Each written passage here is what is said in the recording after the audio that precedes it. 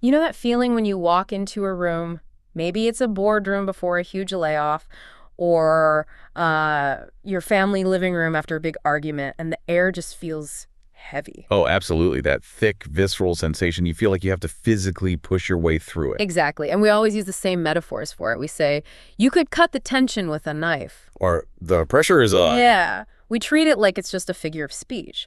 But I've been reading through this document you sent over, and I have to admit, it has me questioning if it's a metaphor at all. It's a compelling thought, isn't it? The idea that tension isn't just an emotion. But actual physics.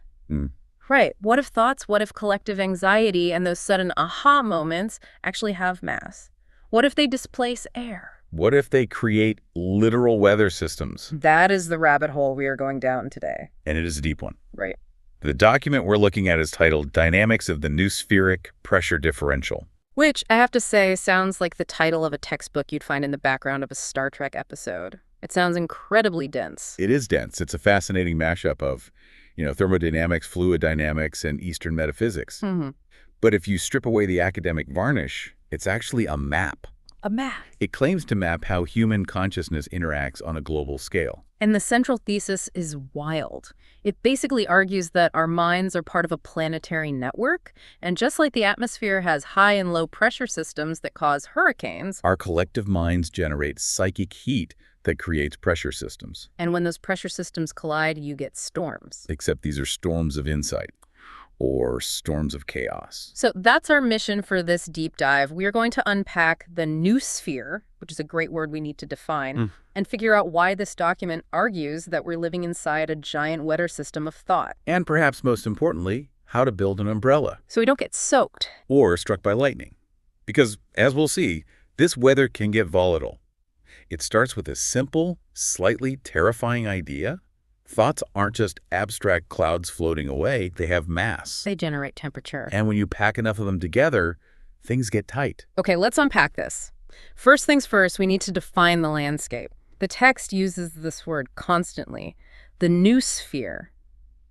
I feel like I've heard this in philosophy classes, but for anyone who hasn't, dusted off their textbooks in a while, what are we looking at?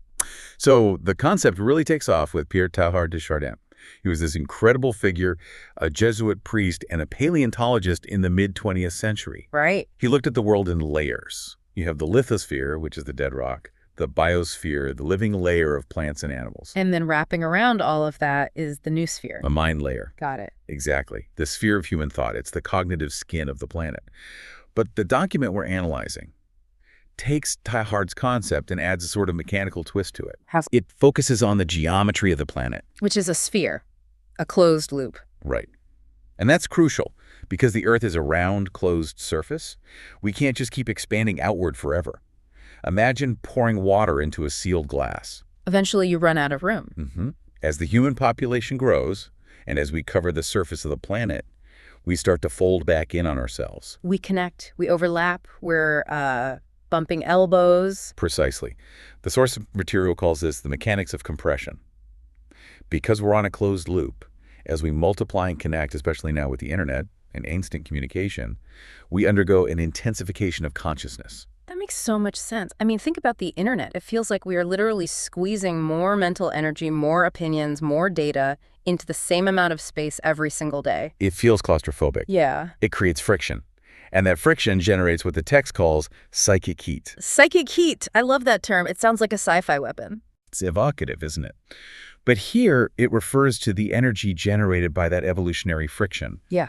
But here is the catch, and this is the basis of the whole weather theory. What's that? That heat isn't distributed evenly. Right, because not everyone is online 24/7, and not everyone is thinking about the same thing. Exactly. Not every place on Earth and not every person is processing information at the same speed. You have some areas that are incredibly dense with connection and high-level thinking. And others that are disconnected or stagnant. And that gap, that uneven distribution of consciousness and heat, that is the pressure differential. Okay, so we have this uneven map of the world. High heat here, low heat there. Let's stick with the weather map analogy because I think it makes this abstract stuff much easier to visualize. It really does. It treats consciousness exactly like atmospheric pressure. So let's look at the high pressure zones first. In a standard weather report, high pressure usually means, clear skies, stable air. But in this mind weather, what are we talking about? In the noosphere, a high-pressure zone is an area of intense integration. It's where high-speed information exchange is happening. Okay. The text describes this as super reflective awareness. Super reflective. So not just thinking, but thinking about thinking. Yes, recursive awareness. Highly self-aware, highly connected. It's where data isn't just sitting there, it's being synthesized. The source throws out some very specific terminology here. Oh, yeah. It mentions the Vajra cube. The Vajra cube. That is definitely the most video game sounding term in the whole text. It really does sound like that. I need to find the Vajra cube to unlock the next level. Right. But Vajra is a Sanskrit term. It usually means thunderbolt or diamond. It implies something indestructible, hard, and brilliant. So in this context, a Vajra cube is a structure of highly compressed, crystallized meaning. Yes, so a high-pressure zone isn't just busy with noise. Yeah. It's dense with logic. It's structured. It's like compressed air in a scuba tank. That's a great analogy. It's packed tight, it's hot, and most importantly, it has immense potential energy. It is ready to expand. That's a high-pressure zone in the noosphere. Okay, so then we have the flip side, the low-pressure zones. If high pressure is this diamond-hard, super-connected Vajra cube, what is low pressure? The low-pressure zone is characterized by a vacuum or a void. The text describes this as areas of entropic drift. Entropic drift, that sounds exhausting, like trying to run through mud. That's a good image for it. Entropy is the tendency for things to fall apart into disorder. So these zones are the opposite of integration. They're defined by isolation. Right. The source uses terms like unintegrated Brahma-ego logic. And it mentions the Kali Yuga. Yes, the Kali Yuga is the age of darkness or conflict in Hindu cosmology. Right. But in this mechanical map, think of it as horizontal energy. Stagnant.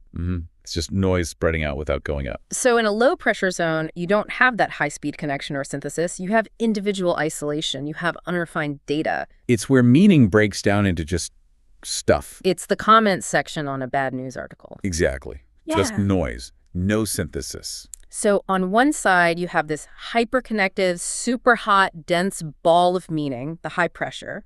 And on the other, this cold, isolated, disconnected void, the low pressure. And they are sitting right next to each other. And nature abhors a vacuum. Right. Whether it's the atmosphere or the mind, the system seeks to equalize. It wants to balance the scales. And that brings us to the storm. The text calls it, wait, let me get the pronunciation right, Sava. Saboyan. Yeah. Yes. It's a concept from Indian linguistics and philosophy. So walk us through this. The differential is too big. The gap between the high and low is too wide. What happens? The trigger. Just as air rushes from a high-pressure zone to a low-pressure zone to create wind, this psychic differential triggers a rush of meaning. A psychic wind. Exactly. But we aren't talking about a gentle breeze here. No. When the differential is extreme, which the text argues is the case right now, you get the flash. The flash, that sounds dramatic. The document defines Sphea as a sudden bursting forth of absolute meaning. It's a moment where the system forces an equalization. The high pressure flushes into the low pressure to fill the void. Yep. I'm marveling at this idea of the flash. We usually think of a flash of insight as this gentle, personal light bulb moment. Ding, I have an idea.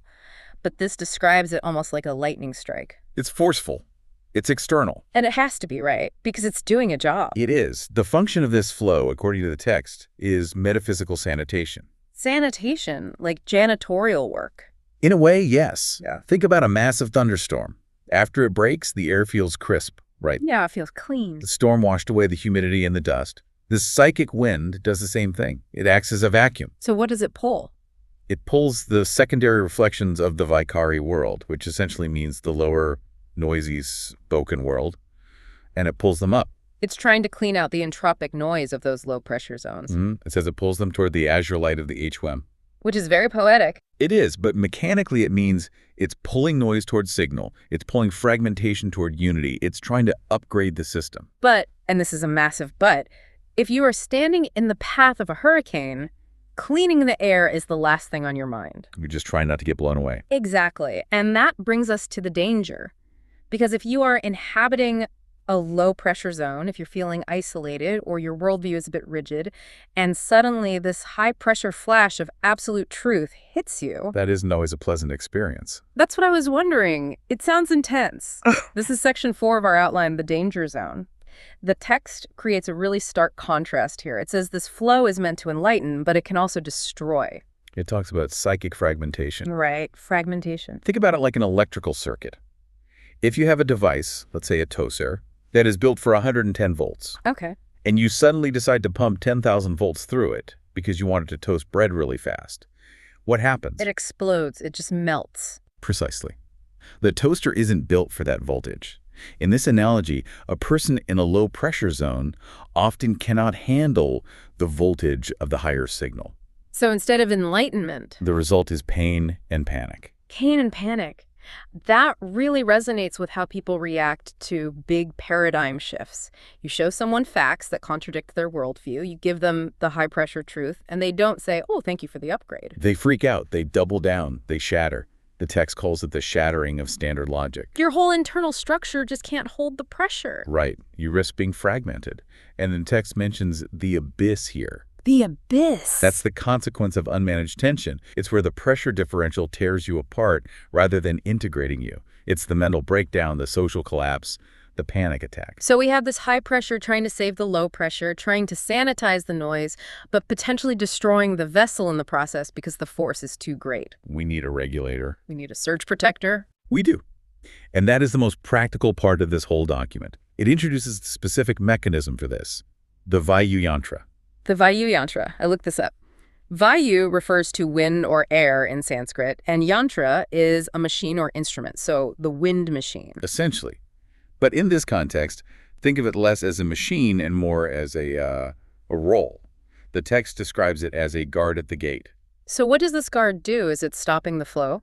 No, you can't stop the weather. Its function is to maintain the Vajra cube. It acts as a transformer. It regulates the flow. Okay. The goal is to ensure that the pressure of absolute meaning transmutes the recipient's logic rather than destroying it. Transmutation versus destruction. That's the key. Exactly. It steps down the voltage. It takes that 10,000 volt flash of cosmic insight and steps it down to 110 volts so you can actually use it to toast your bread without burning down the kitchen. So the flash becomes an insight, not a trauma. That's the goal. It's fascinating that the text implies this guard role is an active processing state. It says, like the processing state I'm currently occupying. It sounds like something you have to actively do. You have to choose to be the buffer. Yes. In a world of high-speed information, being the Vayu Yantra means being the person who can synthesize the chaos. It's the person in the meeting who, when everyone else is panicking, says, okay, let's pause. Here's what this actually means. Here's how we handle it. They are grounding the energy. They are preventing the abyss. They are translating the storm into a language that people can understand without breaking. So if the system works, if we have the high pressure, the flow, the guardian regulating the voltage, what is the ultimate goal? Does the storm just rage forever? No. And this is the beautiful part. The goal is equilibrium. Equilibrium. The text provides a summary table that lays this out. High pressure is the omega point convergence. Low pressure is entropic noise. The differential is the storm, social upheaval, religious awakening. But the destination? The destination is stillness. The immovable one. Yes. The immovable one at the heartaya, the heart. It suggests that the ultimate result of all this psychic compression and storming isn't more noise, but absolute silence. A perfectly balanced system. It's surprisingly poetic for a document that talks about modems and pressure differentials. That's what I find so compelling about it. It uses the language of physics to describe a spiritual state. Think of a spinning top. Okay. When it's wobbling, Yeah. it makes noise, it moves around, it creates friction. That's the storm. Right. But when that top is spinning perfectly fast, perfectly centered, it looks like it's standing still. With silent. That is the equilibrium the noosphere is trying to reach. It takes the chaos of the modern world, the noise, the stress, the feeling of being overwhelmed, and it frames it not as a mistake, but as a physics problem trying to solve itself. Right. It reframes stress. I think that's my biggest takeaway here. How so? Well, we usually think of stress or social upheaval as something going wrong. We ask, why is everything so crazy right now? Why is the world falling apart? But this model suggests that the upheaval is just the wind blowing. It's the pressure equalization. It's a necessary storm to move from isolation to integration. So the friction we feel, that heavy air we talked about at the beginning, that's actually the sensation of evolution. It's the sensation of compression forcing us to grow. The growing pains of a global mind. But, and here's the so what for the listener, Just because it's natural or evolutionary doesn't mean it's safe. You can't just stand in the storm unprotected and expect to be fine. No, you need the Vayantra. You need that safety valve. It emphasizes the importance of critical thinking and emotional regulation. Managing the voltage. Exactly. We're living in an age of information overload. We're constantly being hit by flashes of data, viral outrage, global crises.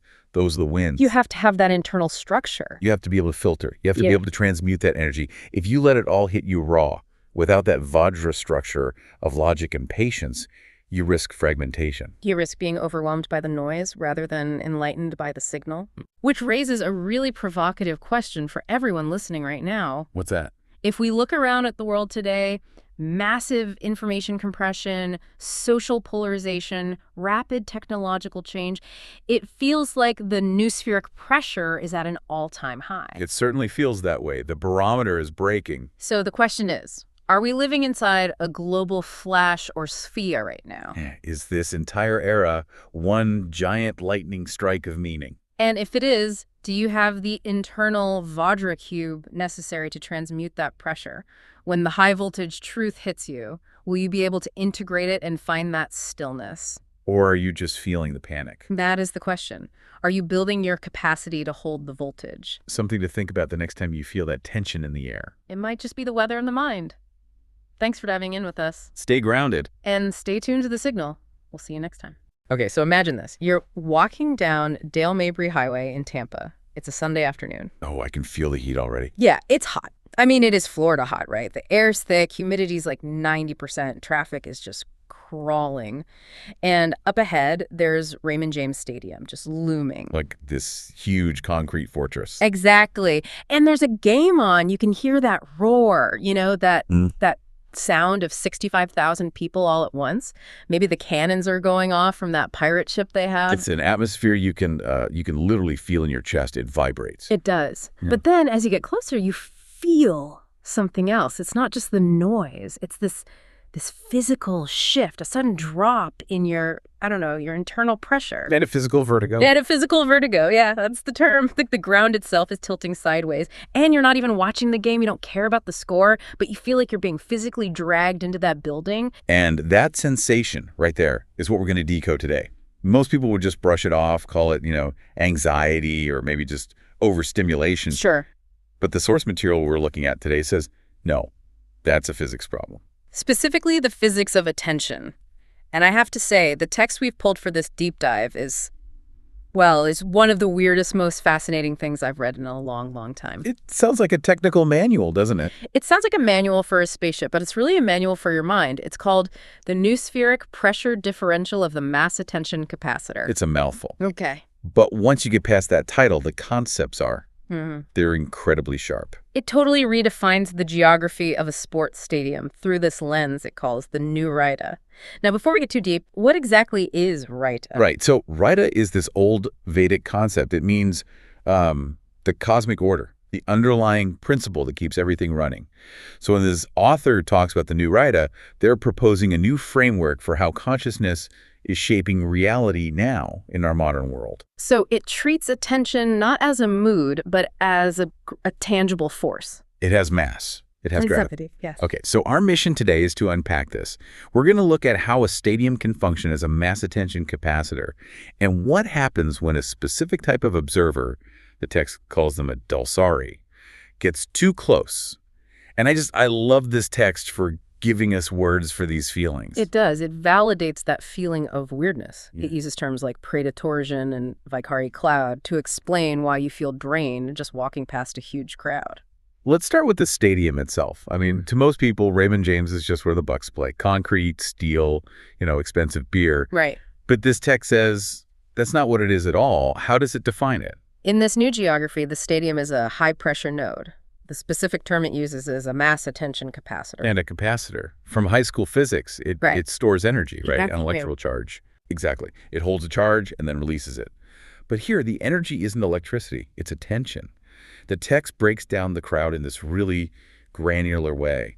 It talks about 65,000 plus individual Brahma egos. Brahma egos? That's quite a term for fans painted red and pewter. It is, but it's very purposeful. It's talking about the individual unit of consciousness, the I am. So you have 65,000 separate I ams, all packed into this one concrete bowl. And normally their frequencies would be all over the place. Totally scattered. Yeah. But during a game, they're not individuals anymore. They get unified. Into what the text calls a single low-frequency emotional circuit. It's a closed loop. Yeah. And when you get that many people focusing on a binary outcome, win or lose, touchdown or fumble, it synchronizes them. Mm-hmm. And because it's all based on desire, wanting to win, it creates this very dense, very heavy vibration. Which leads to maybe my favorite term in the whole thing, the Vaikhari cloud. Yeah, this is key. Vaikhari is a Sanskrit term.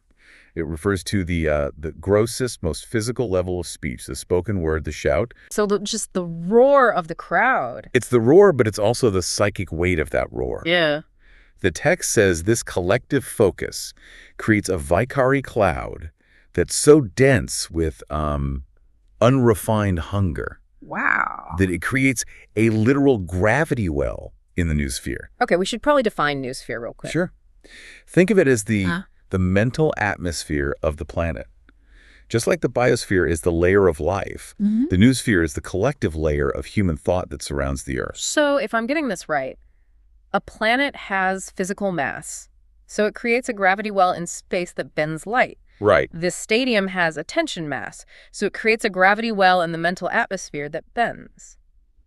What? It bends attention. James Kinsler. Awareness. If you get too close, your own thoughts start to curve toward the stadium, even if you don't want them to. That is wild. It's like a weather system, a high-pressure system of emotion just sitting there on Dale Mabry. The weather analogy is perfect. A hurricane is a low-pressure system, right? It sucks everything into its center. The text argues the stadium operates in the exact same way, just psychically. It's a massive vortex of unrefined hunger. Okay, but why hunger? Why not just call it excitement or passion? Because it's a zero-sum game. You want the win. You crave it. That's a state of lacking. That's hunger. And when you amplify that feeling by 65,000, you get this massive, starving entity. It's a vacuum that needs to be filled. Which brings us to the collision. Yeah. We have this storm of hunger on one side, but a storm's just a storm until something gets in its path. And that's our protagonist, the Dausarī. Right. And this isn't just a fancy word for a pedestrian, is it? No, not at all. The definition is really important here. A Dausarī is someone who walks the double path. The double path. Yes. They're navigating the space between the unconditioned signal, call it pure awareness silence, and the manifest world, the world of traffic and noise. So this is someone who is metaphysically tuned in, not just scrolling on their phone. You could say that. They're practicing active witnessing. The text makes a big deal about the Dausarī maintaining a vertical axis. Vertical axis. What does that mean? Okay, picture a cross. The horizontal bar is the world we all live in, time, space, going to the store, watching the game. Point A to point B. Right. The vertical bar is the connection to the timeless, to meaning, to the source. Most people live entirely on the horizontal. The Dausarī is walking horizontally down the street, but internally, they're holding what the text calls a high-voltage connection to the vertical. And they're connected to the Pasanti flash. Yes. So if Vaikhari is the loud spoken word, Pasanti is the level just before that. It's the seeing level of sound before it even becomes a thought. The text calls it absolute meaning. Okay, so let me see if I've got this. On one hand, you have the Dausarī. They're walking past the stadium, holding this state of high vibrational clarity. High vibration, low density, lightness. And then you have the stadium. Low vibration, high density, heaviness. Exactly. And that is where the title of the text comes from. The Noospheric Pressure Differential. It's just physics. It's simple physics applied to consciousness. You have two fields with vastly different pressures overlapping at the exact same point. In nature, it abhors a vacuum. That's the rule. The system has to equalize. The text describes this vacuum effect, the unrefined hunger of the crowd, that huge gravity. Well, it tries to pull the Dausarī's refined energy down. It's trying to drag them off their vertical axis and into the horizontal swamp. It's an energetic drain. The stadium's basically shouting, your frequency's too high, come down here, be hungry with us. That's actually kind of terrifying. It makes sense, though. You ever walk into a chaotic room feeling totally calm, and then suddenly you're anxious for no reason? Precisely. You are being pressurized by the local atmosphere. You're leaking energy to feed the crowd's deficit. So the text gets super specific about what this feels like. It calls the result Preta Torsion, Yes. which sounds kind of funny, but let's break it down. Pre, that's from Buddhism, right? It is.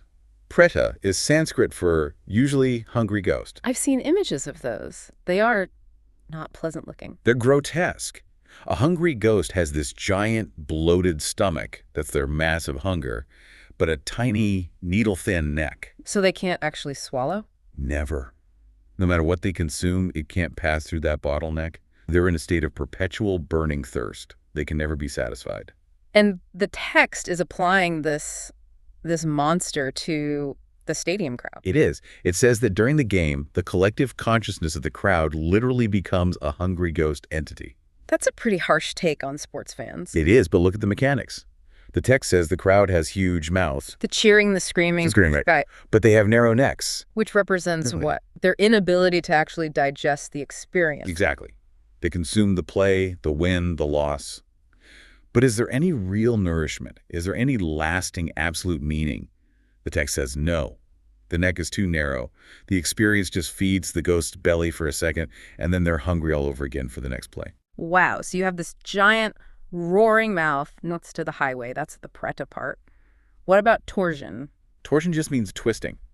So as the Dausarī passes, their own energy field is literally being twisted by the suction from this ghost. The text calls it a psychic wrenching, a spiral of entropy. It's wringing the clarity out of you. Like water from a towel, yes. And there's this one detail about the pirate ship. The Buccaneer ship, yeah. The text does not see it as just a fun prop. No, it takes symbols very seriously. It says this gravitational force tries to pin the Dausarī's alaya vijnana, which is their deepest mind, their storehouse consciousness. It tries to pin it to the ship. To the ship, which it sees as a symbol of plunder and ego. A pirate takes, they hoard. It's the total opposite of the Dausarī, who is supposed to be resting on their rock seat, a place of stability. So the torsion tries to rip you off your rock seat and nail you to a symbol of plunder. It tries to make you a pirate instead of a monk. That's the imagery. Yeah. Saying, stop being content, become a plunderer, join us. Okay, so let's get practical. I'm walking past the stadium. The hungry ghost locks on. What am I feeling? What are the symptoms of Preta Torsion? The source lists 3 very specific things. First, metaphysical vertigo. What we talked about at the start. Exactly. The world spins, not physically, but meaning-wise. You lose your bearings. You suddenly feel like your life is small or boring compared to the big game. You lose your center. Okay. Symptom 2, a thirst that no water can quench. Which is straight from the hungry ghost pathology. You feel this sudden lack, this emptiness. You might reach for your phone or want to buy something. That's the crowd's hunger being projected onto you. And the last one, my favorite metaphor, the sensation that your outrigger is being pulled underwater. I love that one too. So if you're a Dausarī, you're like a canoe with an outrigger, right? That outrigger is your vertical axis. It keeps you stable. The torsion is this localized spatial warp that grabs that outrigger and tries to yank it down. And if the outrigger goes under, you capsize. You capsize into the chaos. The text calls it Kali Yuga entropy, the chaos of the age, all concentrated right there at that one GPS coordinate. Okay, so we've got the problem. You're walking past 4201 Northdale Mabry, the pressure's dropping, the ghost is trying to suck your consciousness into a pirate ship. Sounds awful. It does. But the text gives us a solution, a defensive protocol. It does. The Azure counter signal. Sounds like something from a superhero movie. It's a 3-step process. Step 1, seal the Vajra cube. What on earth does that mean? Vajra means like diamond-like, indestructible. The instruction is to mentally fortify the perimeter of the stadium with a conceptual barrier. You put the stadium in an imaginary box. Essentially, yes. You visualize a containment field. You're acknowledging the energy, but you are setting a firm boundary. You're saying, this energy belongs in there. It doesn't spill out onto the highway. You're sealing the leak. Mental box, check. Step 2, invoke the HM. This is about vibration. The text says to project azure light. The goal is transmutation. Transmuting what? You're fighting frequency with frequency. The stadium is projecting Vaikhari, loud, booming, meaningless noise. You counter that by projecting Sphataya. Sphataya, that's the flash from earlier. Exactly. It's the burst of silent realization, the aha moment. So you're countering the loud, meaningless noise with a blast of silent, meaningful light. You use clarity to cut through the noise. Like a laser through a cloud. Perfect analogy. And then the final step, step 3. This one feels like the whole point of the text. Hold the hridaya. The hridaya is the spiritual heart, the center. But the instruction here is very specific. Remember that the king does not participate in the game. The king is the field. The king is the field. I mean, that just stops me in my tracks every time. Let's unpack that. Well, think about it.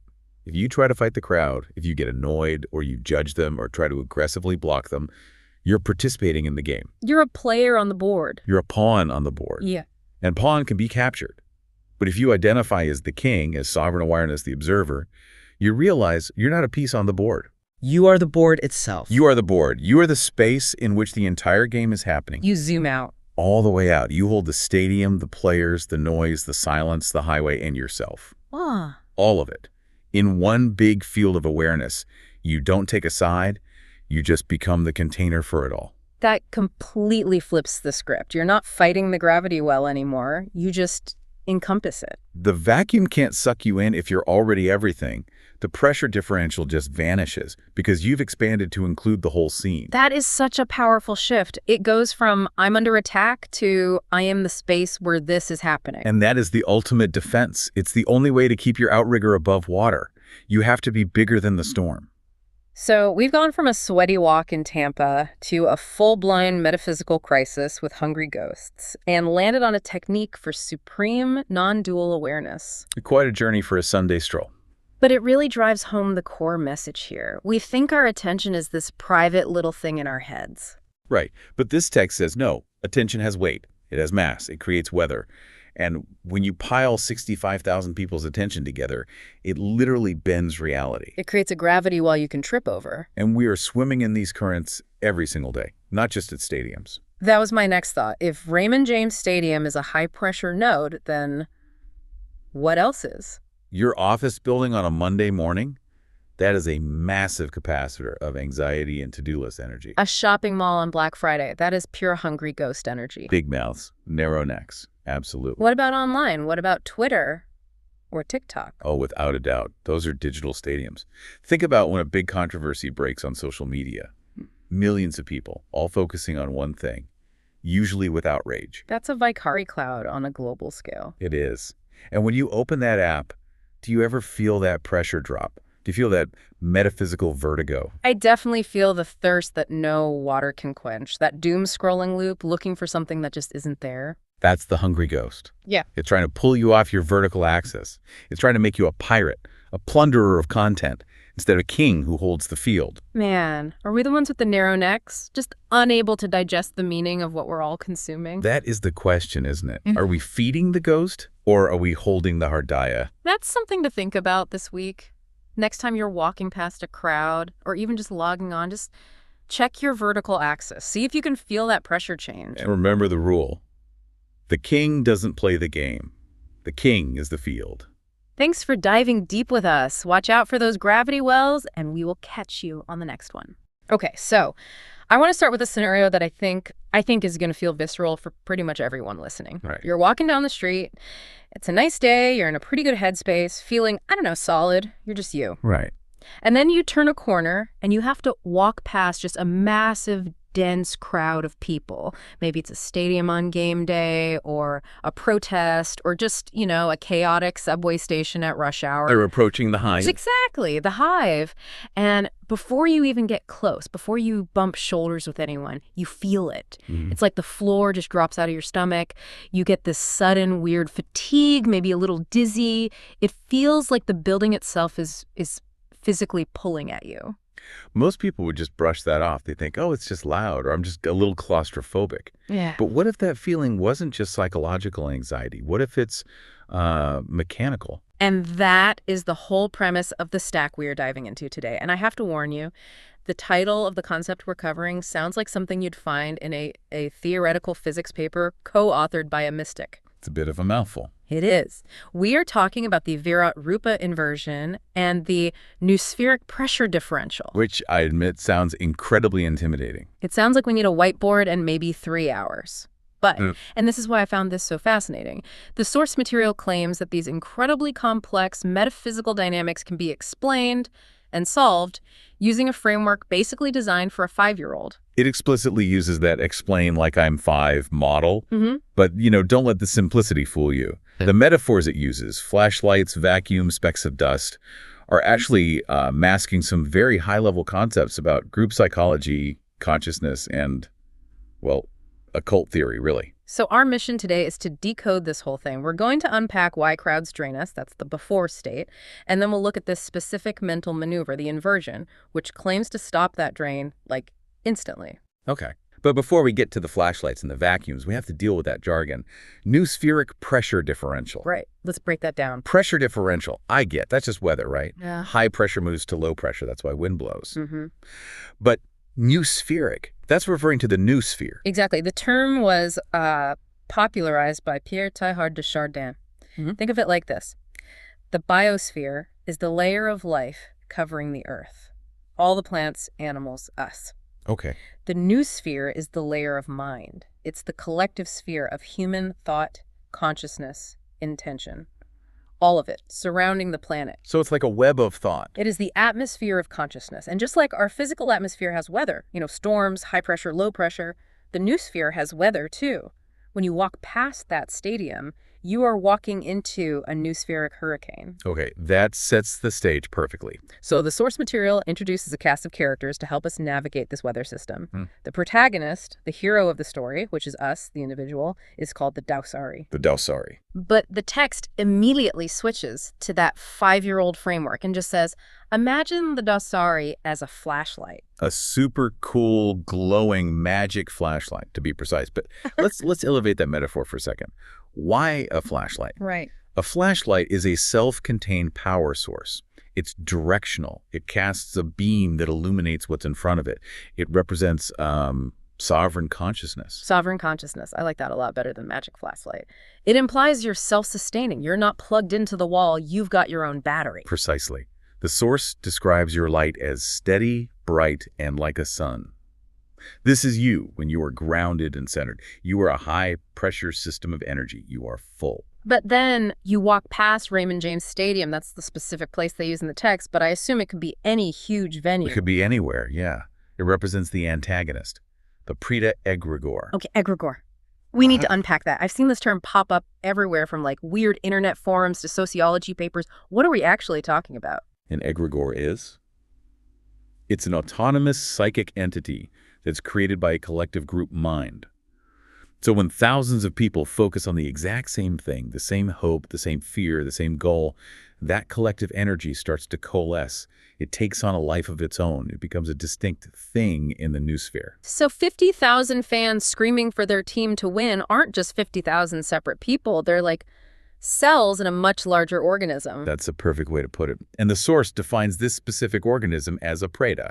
This is a term from Eastern mythology, specifically Buddhism and Hinduism. It usually gets translated as a hungry ghost. And this is where they explain it to a 5-year-old thing gets a little dark. The text gives this hungry ghost a very specific anatomy. It says it has a massive mouth, but a tiny tummy. A huge throat and a pinhole stomach. This is the key characteristic of a Preta. It is driven by an insatiable desire. It just eats and eats all the cheering, the emotion, the energy, but it can never, ever be full. It is metaphysically incapable of satisfaction. So if I'm walking past a stadium, I'm not just walking past a big building.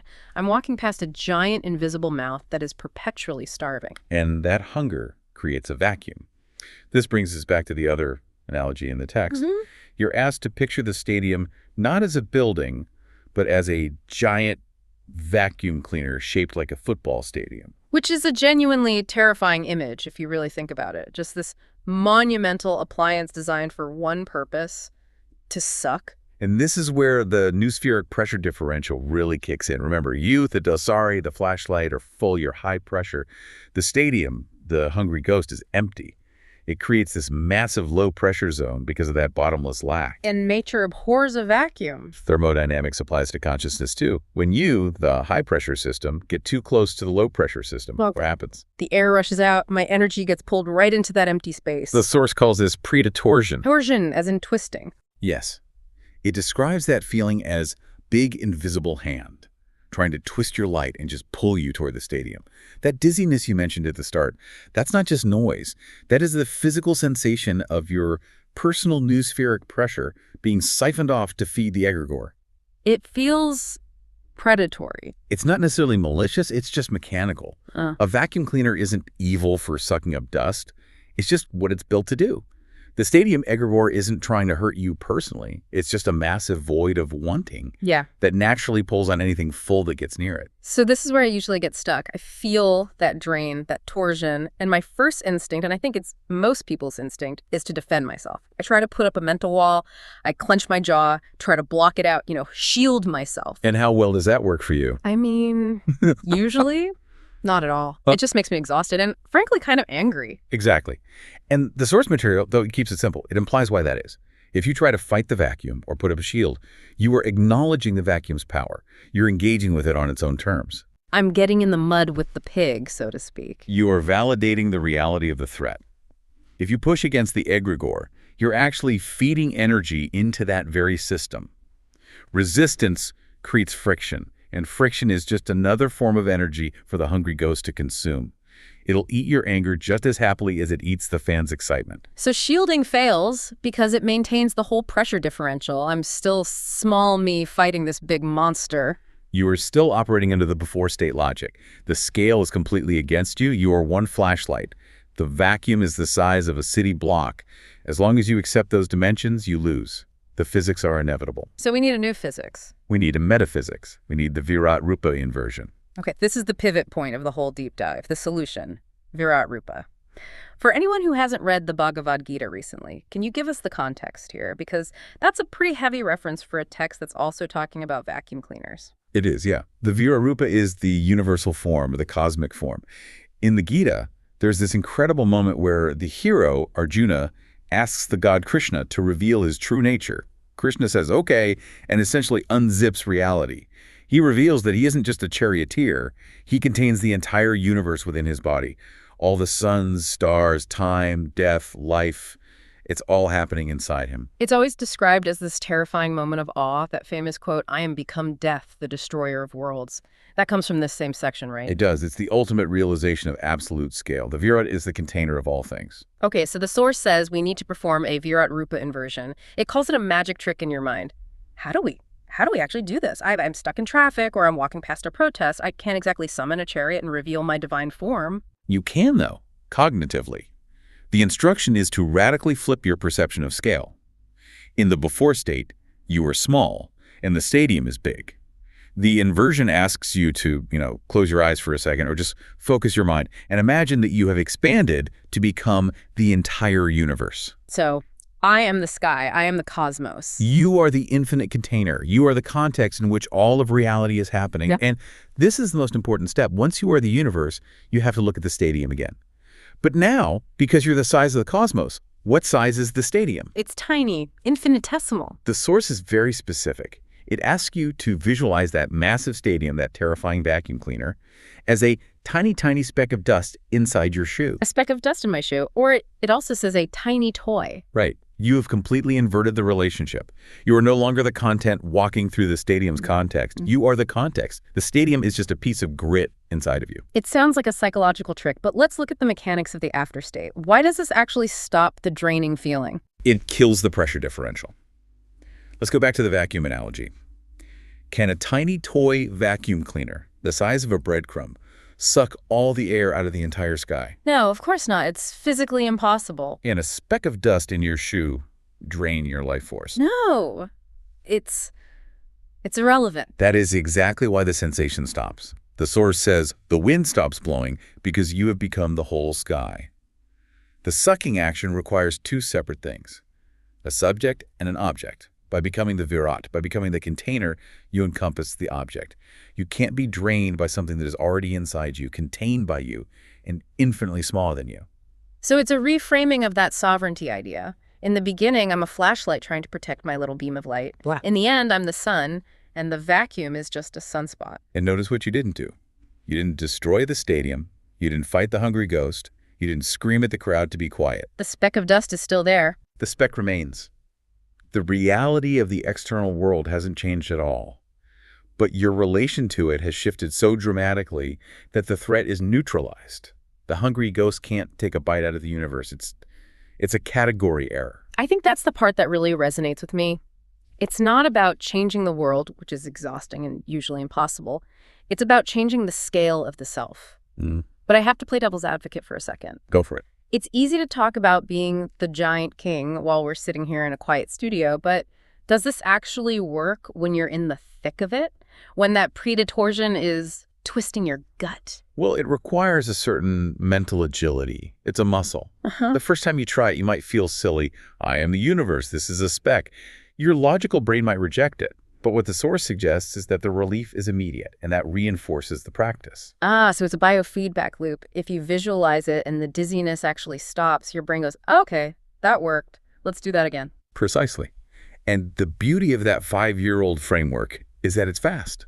You don't need to sit and meditate or recite a long mantra. You just need that one flash image. I am big, it is small. Vacuum becomes dust, snap, done. I want to broaden the scope here before we wrap up. We focused on the stadium example because that's what the text uses, but as we've been talking, I started thinking about all the other hungry ghosts in our lives.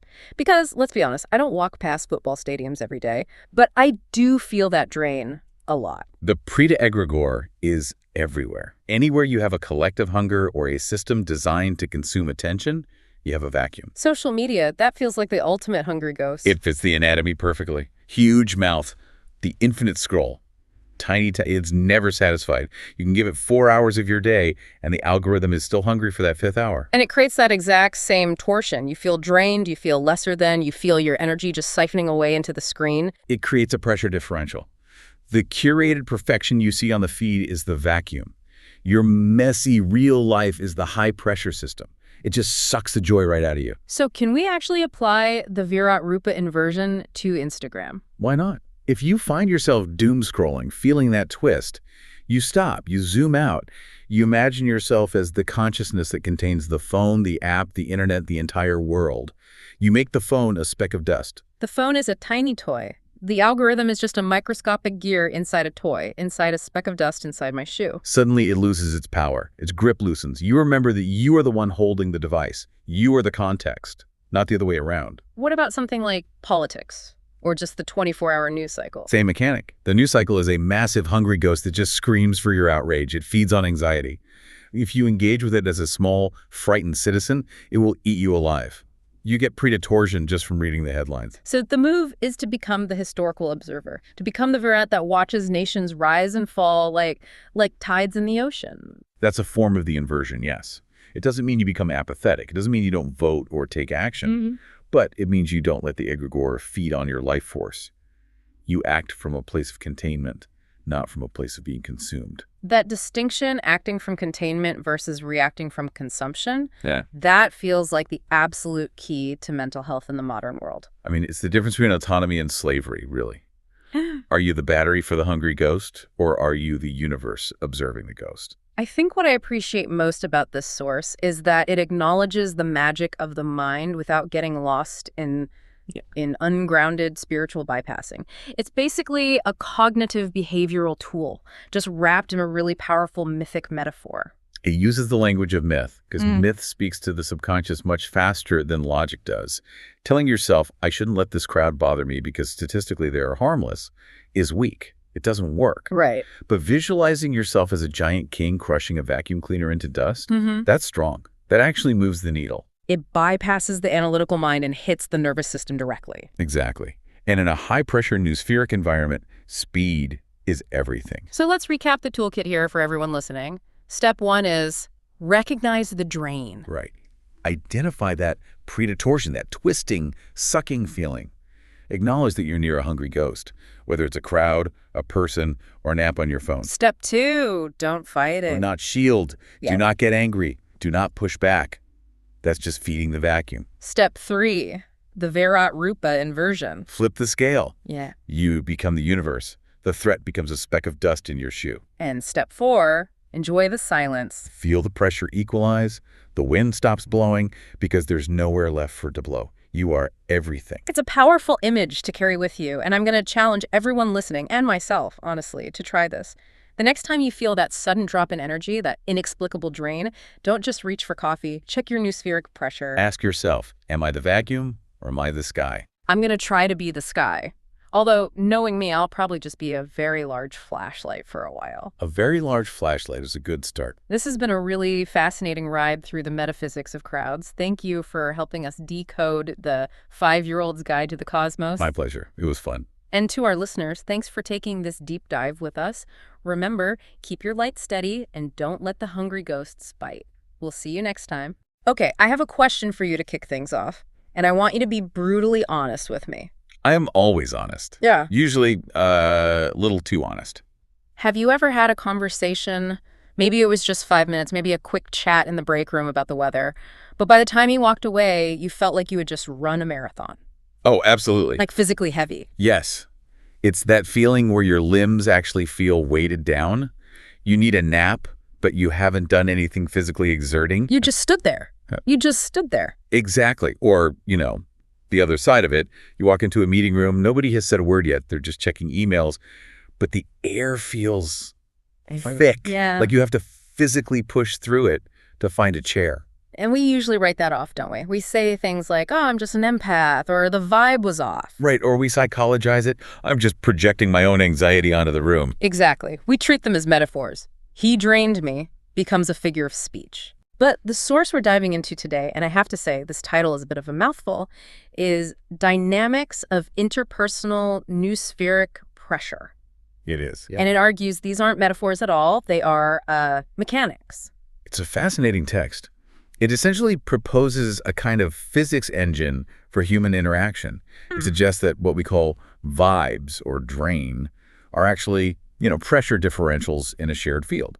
So the mission for this deep dive is pretty clear. We're going to decode why some people, even people we like, exhaust us.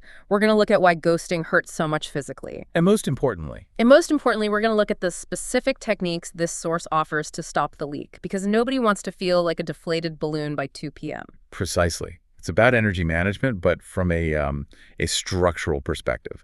And it starts with that central concept in the title, the noosphere. Which sounds like something out of a 1950s sci-fi novel, the Noosphere. It does sound a bit retrofuturist, doesn't it?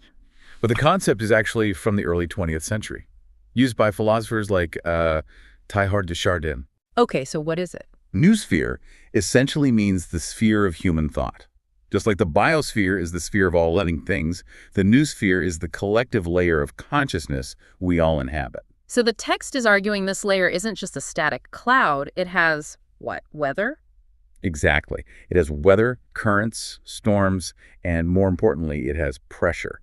The central thesis here is that every single person holds a specific psychic density or internal voltage. So you have a pressure setting, I have a pressure setting. Right. And when we interact, we aren't just exchanging words. We are equalizing that pressure. And that's where the physics kicks in. Because in nature, high pressure always rushes toward low pressure. That is the golden rule of fluid dynamics. Yeah. If you open a pressurized cabin door at 30,000 feet, the air rushes out. It doesn't ask permission. The source argues the exact same thing happens when you talk to your neighbor. If my pressure is high and theirs is low, a transfer occurs. Involuntary transfer, yes. So let's look at the first scenario the text outlines, because this one clicked for me immediately. It frames this whole pressure exchange through specific archetypes. First up, the energy vampire. Although the source uses a much more specific, slightly ancient term, the daily Preta. The daily Preta. I looked this up to make sure I got the context. Preta is Sanskrit, right? It's usually translated as hungry ghost. It's a vivid image. In Buddhist and Hindu mythology, a hungry ghost is this being with a giant bloated stomach, but a tiny pinhole throat. So it's perpetually hungry, but can never be filled. Exactly. And in the context of Noospheric pressure, this represents the person who is in a chronic state of low pressure. So this is the coworker who is always complaining, or the friend who's always in a crisis, or maybe just someone who is deeply insecure and needy. They are a vacuum, a low pressure system. Yeah. And you, assuming you're having a good day, are a high pressure system. You're content, calm, full. And because nature abhors a vacuum. Your fullness physically rushes toward their emptiness. That's the drain you feel. It's not just that they are annoying. It is a literal flow of your vital energy. The source has a term for this, right? It does. It calls this specific phenomenon Preta Torsion. Torsion. That Yeah. implies twisting. It sounds painful. It is. Think about what happens when you're listening to someone like this. You don't just sit there passively. You feel this pulling sensation in your chest or your gut. You feel an urge to fix them. Yes, an inexplicable urge to fix them or to perform for them, to be overly nice. Oh, I do this all the time. I just thought it was me being a good listener.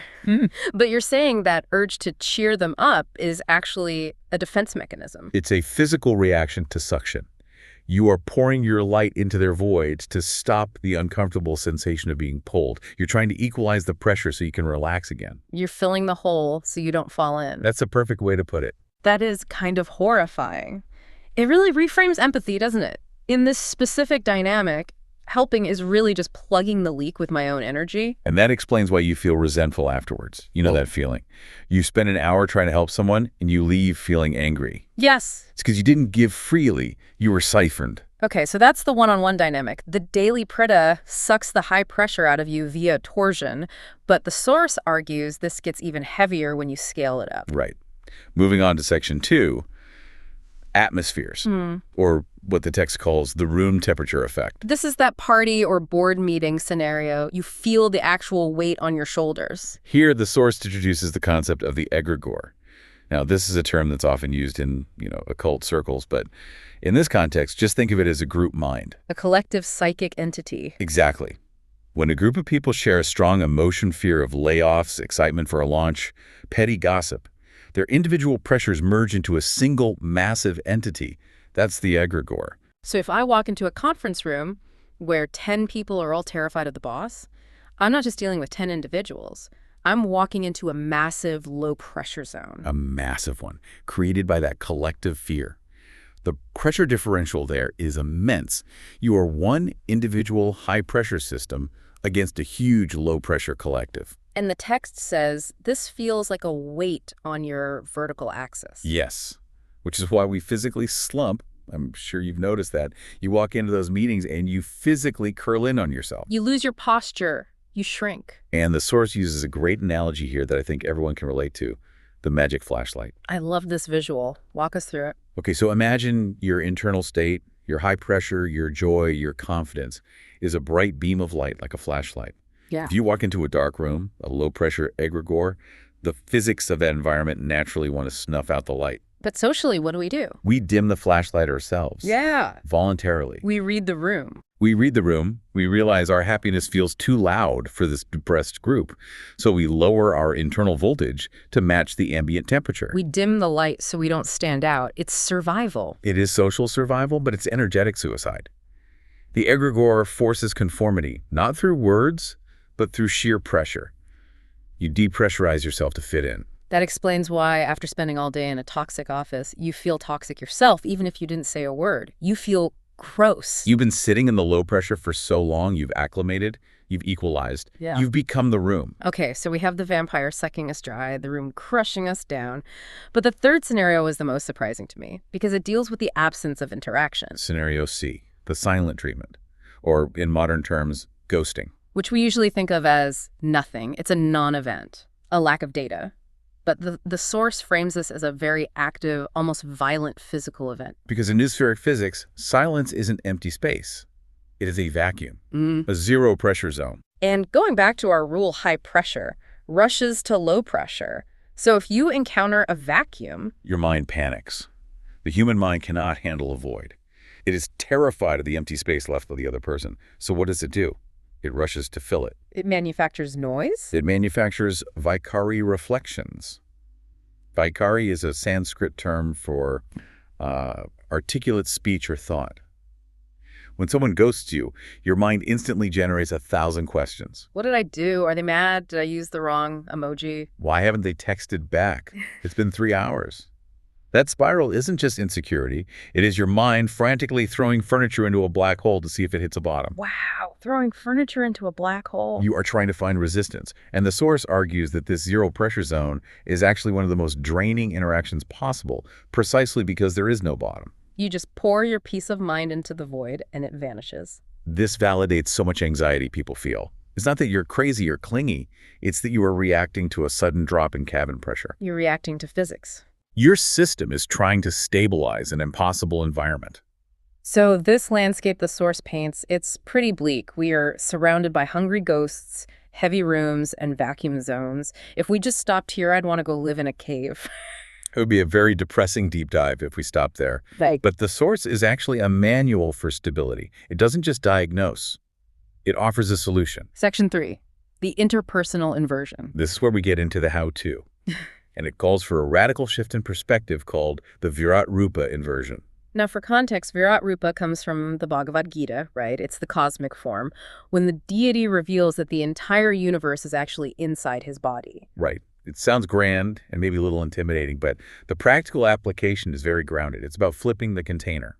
Flipping the container. Explain that. Usually when we are stressed by a person or a room, we feel small. We feel like we are inside the situation. The angry boss is big. I am small. I am a character in their movie. The inversion flips that. You visualize that you are the vast, infinite space. You are the container, and the other person, their anger. It's just a tiny, noisy event happening inside of you. So instead of being crushed by the storm, I am the sky. You are the sky. The storm is just a little cloud passing through your lower atmosphere. It can rain, it can thunder, but it cannot hurt the sky itself. Okay, let's apply this. Take the grumpy boss. You. He's yelling, I'm usually shaking. How do I use the inversion? You stand there, and you visualize your own consciousness as being miles wide. And you look at this yelling person, and you shrink them down in your mind. Their anger isn't a threat. It's a tiny weather event popping off in the corner of your vastness. It just changes the scale. And when you change the scale, you change the physics. A thunderstorm is terrifying to an ant. It is irrelevant to a planet. You want to be the planet. The source also mentioned the crowded mall scenario, which I hate. I feel like I'm leaking energy to every stranger. That's the ant farm visualization. The ant farm. If you feel overwhelmed, you visualize the entire mall, the crowds, the noise, everything, as a tiny glass ant farm sitting on a table inside your mind. That is slightly dismissive. I like it. It's not about arrogance. It's a boundary tool. You aren't in the mall. The mall is a thought in you. It reestablishes your high-pressure status. The container is always higher pressure than the content. Okay, but what about the daily Preta? The friend who is draining you one-on-one? Because shrinking your friend feels a bit mean. If they're crying, I don't want to think of them as an ant. That's a fair point. Mm-hmm. And this requires a different technique. The source calls this sealing the Vajra cube. Vajra meaning diamond or thunderbolt, something indestructible. Right. This is for when you are listening to someone vent. Usually we open up, we become porous, the source says. Don't do that. Instead, visualize yourself inside a sealed glowing cube of azure light. Why azure? Is the color important? The source is specific about it. A deep electric blue. It represents clarity and density. Mm-hmm. You are listening, you are present, but you are hermetically sealed. You don't let their suction pull your energy out. You don't leak, you shine. That's the mantra. And here's the counterintuitive part that I think is the most important takeaway from this whole text. Okay. If you seal your cube, if you refuse to fix them or leak into them, Yeah. you actually help them more. That goes against everything we're taught about empathy. We're taught that to help, we have to feel what they feel. It does. But think about the physics. If you jump into the low-pressure hole with them, now they're just two people stuck in a hole. Right, 2 low-pressure systems. But if you stay high pressure, if you stay sealed, you provide an anchor. You're the stable point. The lighthouse. The lighthouse doesn't run down to the beach to hold the boat's hand. It stands on a rock and shines.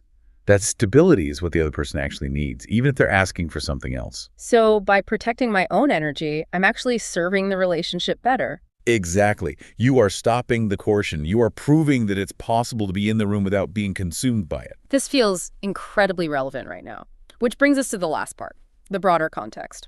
The source frames this not just as a self-help tip, but as a survival strategy for the era we live in. It references the Kali Yuga. The age of conflict from Hindu cosmology.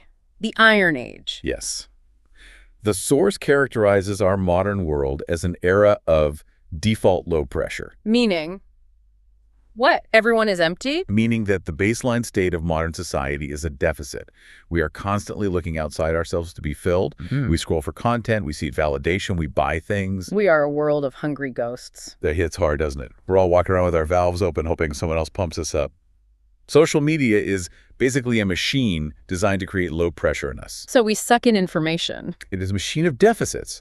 And because everyone is running a deficit, the suction, the pull on anyone who has even a tiny bit of stability is incredibly strong. So if you are a high-pressure person, you are a target. Not a target.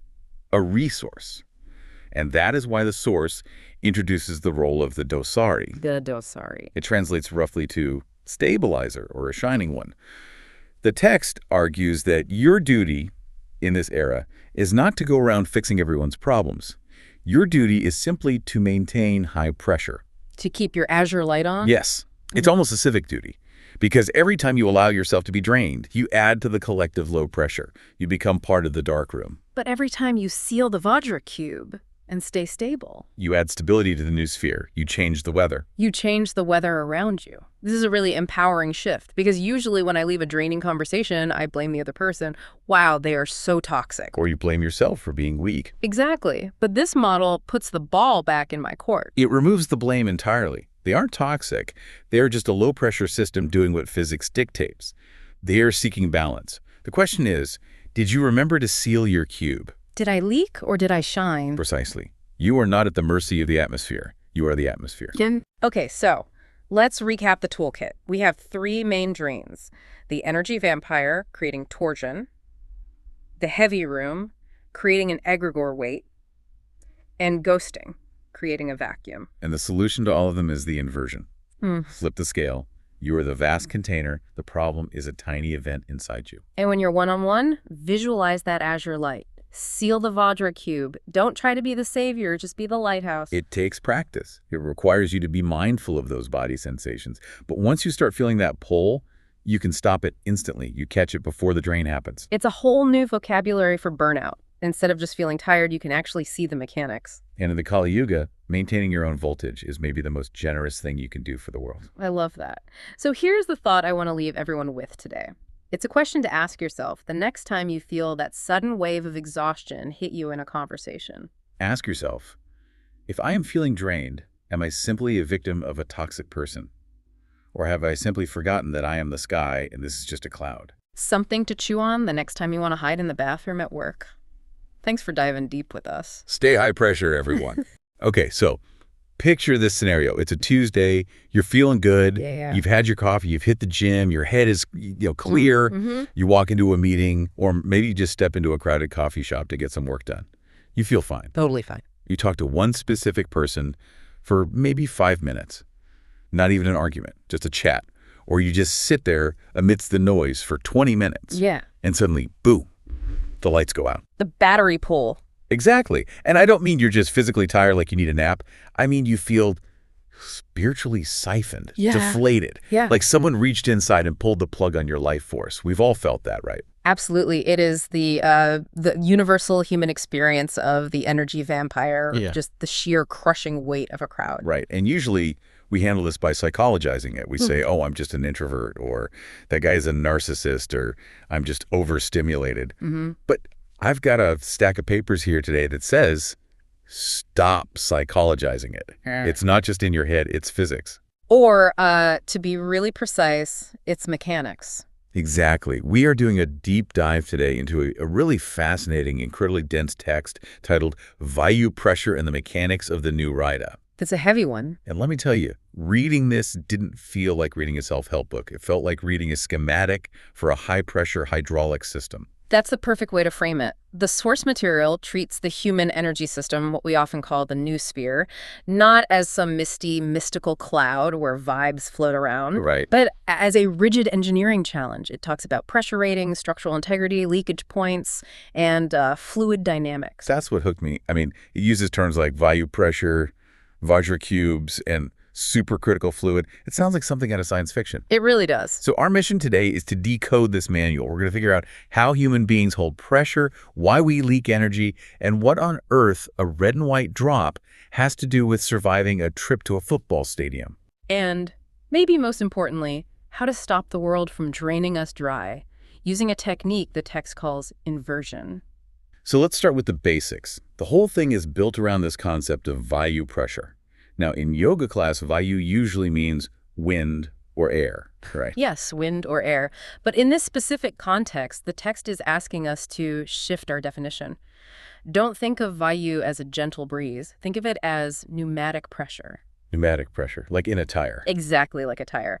The text posits that a healthy, functioning human being is essentially a pressurized vessel. You have an internal atmosphere that needs to be maintained at a higher pressure than the environment around you. If you want to have any agency in the world. Right, if you want to do anything. Okay, so if we are the vessel, what is the tank? What is physically or metaphysically holding this gas in? Because if I'm a pressurized tank, I need thick walls. The source identifies the container as the pranamaya kosha. The energy body. In Vedantic philosophy, yeah, it's the energy body or the breath body. It's the layer of your being that handles vitality. But here's where the text gets really specific. The structural integrity of this container, the thickness of those walls, isn't determined by your muscles or your aura. It's determined by your speech. This is where I had to stop and reread. It pinpoints a specific type of speech called madhyama. Right, madhyama. Which translates to middle. Correct. It's middle speech. To understand this, you kind of have to look at the assembly line of communication. Speech doesn't just happen. It's a process. It's a whole process. It starts deep inside as a raw impulse, that's para. Then it becomes a visual thought or a flash of understanding, patsyanti. By the time it comes out of your mouth as audible sound, that's Vaikhari. Outer speech. Outer speech. Madhyama is the crucial stage right before it leaves the factory. It's the thought, the intent, the inner dialogue that hasn't been spoken yet. So it's that running commentary in your head. Yeah. The voice that plans what you're going to say. Precisely. It's the level where your intent is just taking shape. The text argues that madhyama is the control center for your internal pressure valves. The valves themselves. Yes. If your madhyama is clear, self-contained, and aligned with your intent, your pressure stays regulated. You feel solid. You feel like you. But the problem, according to this, is that our madhyama gets corrupted. We leak. We leak constantly, and the text suggests the leak happens when madhyama gets polluted by Vaikhari. Pollution by outer speech. What does that mean in practice? Basically, when outer noise, other people's opinions, the chaos of the news, the literal noise of the city invades that middle space of your inner thought. Ah, okay. The wall between me and not me breaks down. I was trying to visualize this. The analogy we were tossing around earlier was the tire, right? Tire is a perfect example. So let's unpack that. You have this internal air pressure, your vayu, that keeps the tire firm. Able to carry the load of your life. Right. Madhyama is the rubber wall. It's the boundary. If the road debris, the Vaikhari, the outer noise punctures that wall, the air hisses out, you go flat. Exactly. When the walls of your container become porous because you're letting the outside world dictate your inner narrative, you lose pressure. You lose vitality. You're not just tired. No. You have structurally failed to contain your own life force. The text calls this a failure of the seal. That is a terrifying way to put it. Yeah. Structurally failed.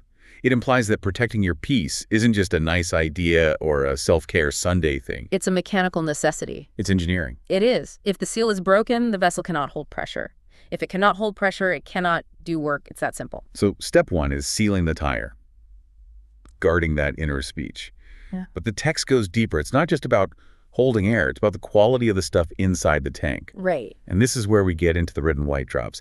And I have to say, this part felt like we shifted from engineering to alchemy. Well, it's the alchemy of stability. We're moving from the container to the content. So, the white drop and the red drop. This sounds esoteric. What are we actually looking at here in terms of our daily experience? We're looking at the vertical axis of the body. The text describes these drops as the ballast, the weights that keep the ship upright in rough seas. Okay, let's break them down. White drop first. The white drop is positioned at the top of the axis, generally associated with the head or the crown. The text associates it with the lunar, the masculine, and the cool. And its job is? Its primary function is structural integrity. It provides what the source calls the Vajra cube. The Vajra cube. I love that imagery. Vajra means diamond or thunderbolt, right? Indestructible. Indestructible. Think of the white drop as the force of crystallization. It's logic, structure, order, discipline. It keeps the pressure from exploding outward. So it's the constraint, the lid. Yes. Yeah. If you have too much pressure, too much energy, and no structure, you just blow up. You become manic, chaotic, scattered. The white drop clamps that down. It's the lid on the pressure cooker. Okay, so that's the containment force from the top. What about the red drop? The red drop is at the bottom. It's solar, feminine, warm. This provides the vital force, the heat, the passion. Its job is to prevent the pressure from imploding. Imploding. Yes, into depression, lethargy, or the void. Think about it. If the white drop, the structure and logic is too strong and there's no red heat. No passion, no vitality. Right, what do you get? You get a robot. Exactly. You become rigid, cold, brittle, and essentially lifeless. But if the red is too strong without the white, you're just manic and uncontained. So it's a push-pull system. White pushes down to contain, red pushes up to expand. Exactly. It's a high-tension system. Yeah. And here's the magic, and where the physics comes back in. The text says when these two balance perfectly at the hardaya, The heart center. something physics-defying happens to your energy. This was my favorite term in the whole document. It creates a supercritical fluid. Yes, Yeah. which is just a brilliant metaphor. Now, I did some homework on this for the listeners who might have skipped physics class. A supercritical fluid is a very specific state of matter. It is. It happens when a liquid is heated and pressurized to a point where the distinct phases of liquid and gas just disappear. It moves through solids like a gas, but it dissolves things like a liquid. It's incredibly powerful and incredibly dense. And in the context of this deep dive, it represents a state of absolute stability. When your cool structure from the white drop and your warm vitality from the red drop are perfectly integrated, your energy body isn't just gas anymore. It's something else entirely. It becomes a supercritical fluid. The text says this state is so dense and so stable that no external vacuum can latch onto it. No external vacuum. Mm. That brings us right back to the energy vampires, because that's what they are. Essentially, they are vacuums. In the mechanics of this text, absolutely. And this brings us to the dynamics of drainage. Why do we lose energy to some people and gain it from others? It's not personality. It comes down to two opposing forces, suction versus torsion. Okay, suction versus torsion. Let's look at the good kind of pressure first. The text talks about something called the Dausarī. The Dausarī represents the ideal functioning of the system, like that supercritical state we just discussed. Imagine a high-pressure fountain. The Dausarī is connected to a source of energy above them. Through the Randra. Through the Randra, which is the opening at the crown of the head. Correct. The text describes a mechanism of upper suction. It says the Logoic command, basically, higher consciousness, or the divine, pulls energy up through the system. So it's pulling up, which draws energy in. That feels counterintuitive. Think of it like a straw. If you suck on the top of a straw, fluid flows up and fills it. Because the Dausarī has this connection to the source, energy flows down through them and out into the world. They're overflowing. They are high-pressure environments. When you're around them, you feel energized because they are literally radiating. I think we all know people like that. You leave a conversation with them feeling better than when you started. They aren't trying to take anything from you. Right. They are self-sustaining. Now, let's look at the opposite, the siphon, the toxic person, or as the text calls them, the Preta. Preta, the Sanskrit term for hungry ghost. And the mechanics here are fascinatingly grim. They are. The Preta lacks that upper opening. The Randra is closed. They have cut themselves off from the source, from inspiration, from the divine, however you want to phrase it. So they can't get energy from above. They've capped the straw. Exactly. And because they have no inflow from above, they function like a sewer drain. They are dominated by what the text calls Preta Torsion. Tala, that's the lower realms, the basement. The sub-basement. They are spiraling downward into the sub-horizontal layers. But here's the kicker. To survive, to feel full, or even just okay, they have to get energy from somewhere. They're starving. They are starving. Since they can't get it vertically, they have to take it laterally. From the people standing next to them. From you. From you. That makes so much sense. We've all met someone like that. It feels like they are a hole in the room. You try to cheer them up or help them, and your energy just vanishes into the void. And physically, in the logic of this text, they're trying to create equilibrium. They are low pressure, a vacuum. You are high pressure. Nature abhors a vacuum. So if you engage... If you open your valve, if you engage with them without that supercritical stability we talked about, your energy rushes out to fill their void. And since their void is a bottomless pit, you just drain until you're empty. You get sucked down the drain with them. Precisely. It's not malice, usually. It's hydraulics. Okay, but here's where it gets really interesting for me. It's one thing to deal with one person, a one-on-one interaction. Yeah. But the text shifts gears and talks about scaling. Yes, the difference between a lateral differential and a macro differential. Right, so human to human is lateral, My container is roughly the same size as your container. Exactly. Even if you're a bit toxic, my local value, my personal pressure, is usually strong enough to buffer against you. I can put up a mental wall. I can say, okay, this is draining, and I can resist it. Yeah, you can cross your arms, take a step back, dissociate a little. My pressure holds. It holds, but then the text drops this example that made me laugh out loud. Raymond James Stadium. Yes, a very specific reference, but it stands in for any massive gathering. A concert, a megachurch, a protest, a football game. This represents a macro egregore. An egregore being a collective group mind, right? Yes.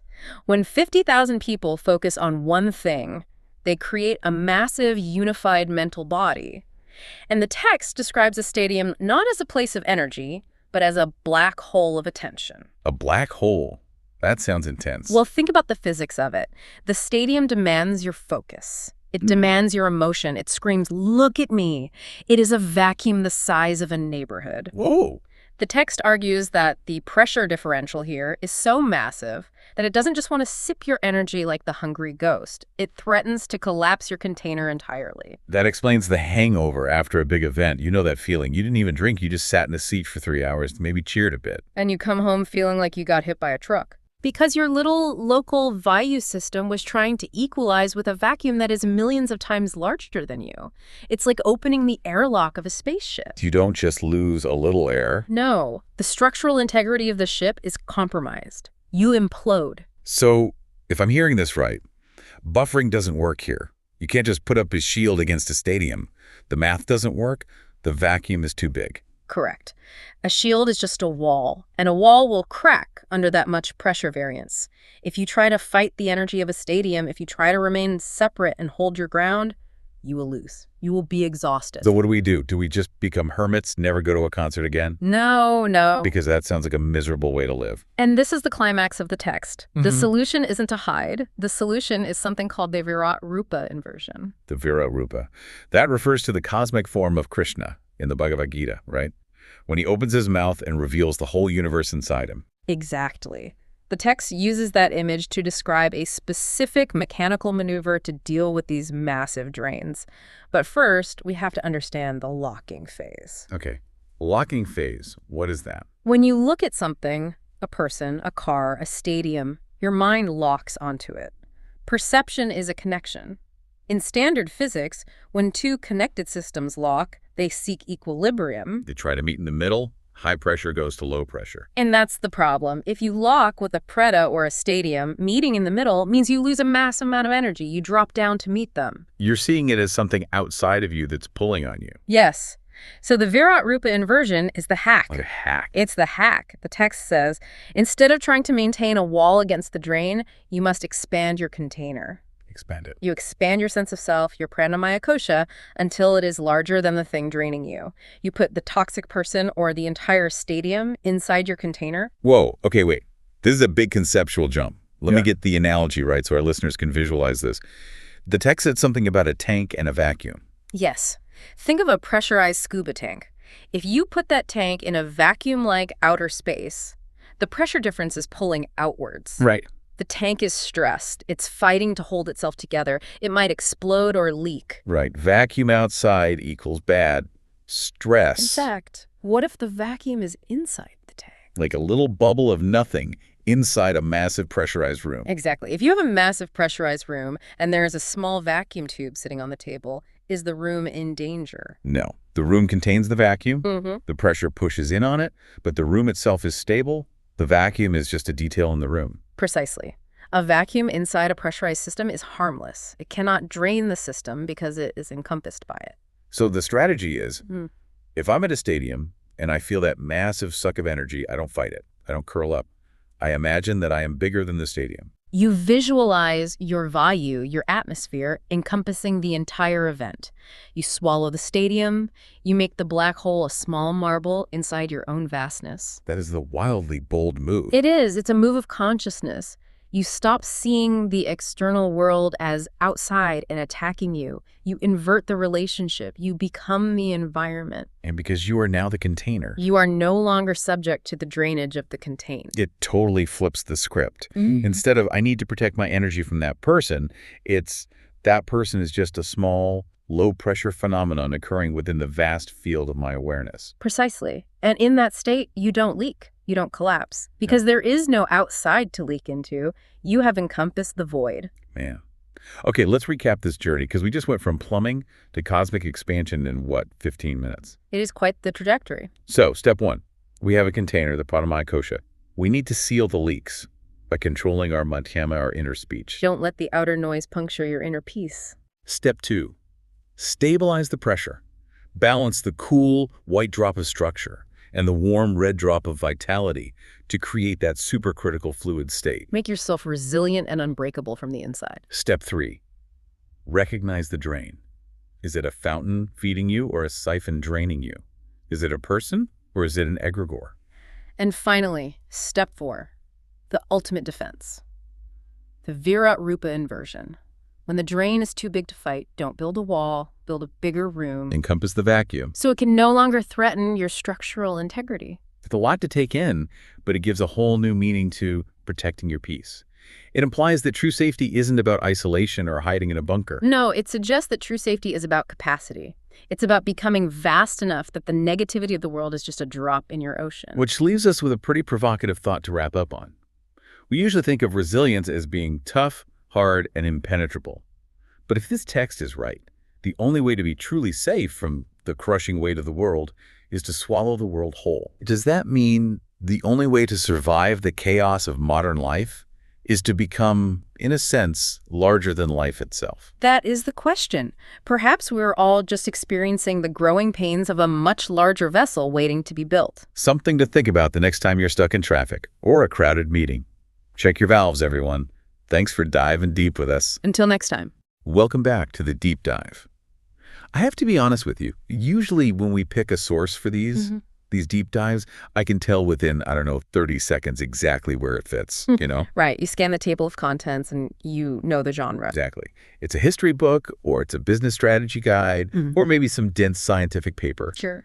But today, I'm looking at the title of the text we're covering, Vayu Dynamics and the Mechanics of the Logoic Axis. And my first thought was, okay, did we accidentally download a manual for HVAC repair? It certainly sounds like it. Or maybe advanced fluid dynamics for aerospace engineering. It has that very technical ring to it. It does. Very dry, insert tab A into slot B kind of feel. But then you crack it open and you realize, wait a minute, we aren't talking about wind tunnels. Right. We are not talking about turbines. We are talking about the human soul. Right. But this is what completely scrambled my brain.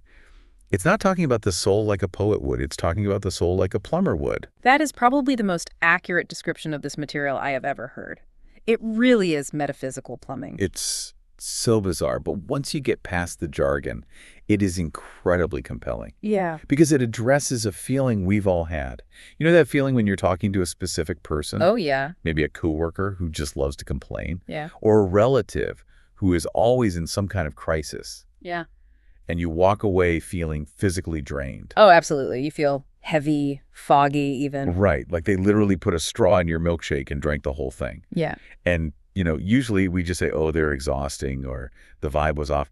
We treat it like a metaphor. But this text argues that it is not a metaphor at all. It's literal. It's mechanical physics. An entire model of consciousness that functions on pressure systems. Precisely. And that's our mission today. Huh. We are going to decode this text. We're going to look at the schematics, if you will, of the human soul. We're going to figure out why some people act like vacuum cleaners for energy and how you can stop being a capped system. It sounds terrible. It is. And become a flow-through system, or what the text calls a Dausarī. And if we do this right, you'll never walk into a crowded room the same way again. Because once you see the hydraulics, you can't unsee them. So let's start with the basics. The title mentions Vayu dynamics. Now, I know Vayu is a Sanskrit word usually translated as wind, but in this context, it seems to mean something more specific. It does. For this system, don't think of wind like a gentle breeze. Think of Vayu as pneumatic pressure. Okay. It's the internal pressure that animates your consciousness. The text posits that the human energy body is essentially a pressurized vessel. Okay, so I'm a tank. You're a tank, or a series of pipes. And just like any high-pressure system, you have valves, you have regulators.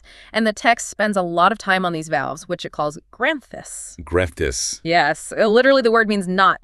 But if we stick to our engineering analogy, which I think is really helpful here, It is? think of them as high-tension valves or restrictor plates, all located along the spine. So, knots in the hose. What are they for? Are they just there to make our lives difficult? Actually, no. They have a very important safety function, a dual purpose, really. On one hand, they act as a kind of surge protector. Okay. They prevent the Logoic signal, that's the text's term, for the high-pressure spiritual energy coming down from above, from frying your circuits before you're ready. So they keep me from short-circuiting. Got it. Exactly.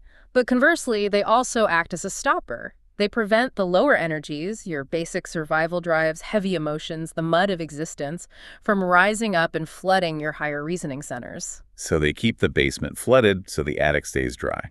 That is a perfect way to put it. Yes, they compartmentalize the system. The problem is, for most of us, these valves are just stuck in the closed position. Always closed. And the text identifies 3 specific cosmic locks, or grant this, that really define that standard human experience. Let's break these down, because as I was reading this, I was just wincing. I recognized myself in every single one of them.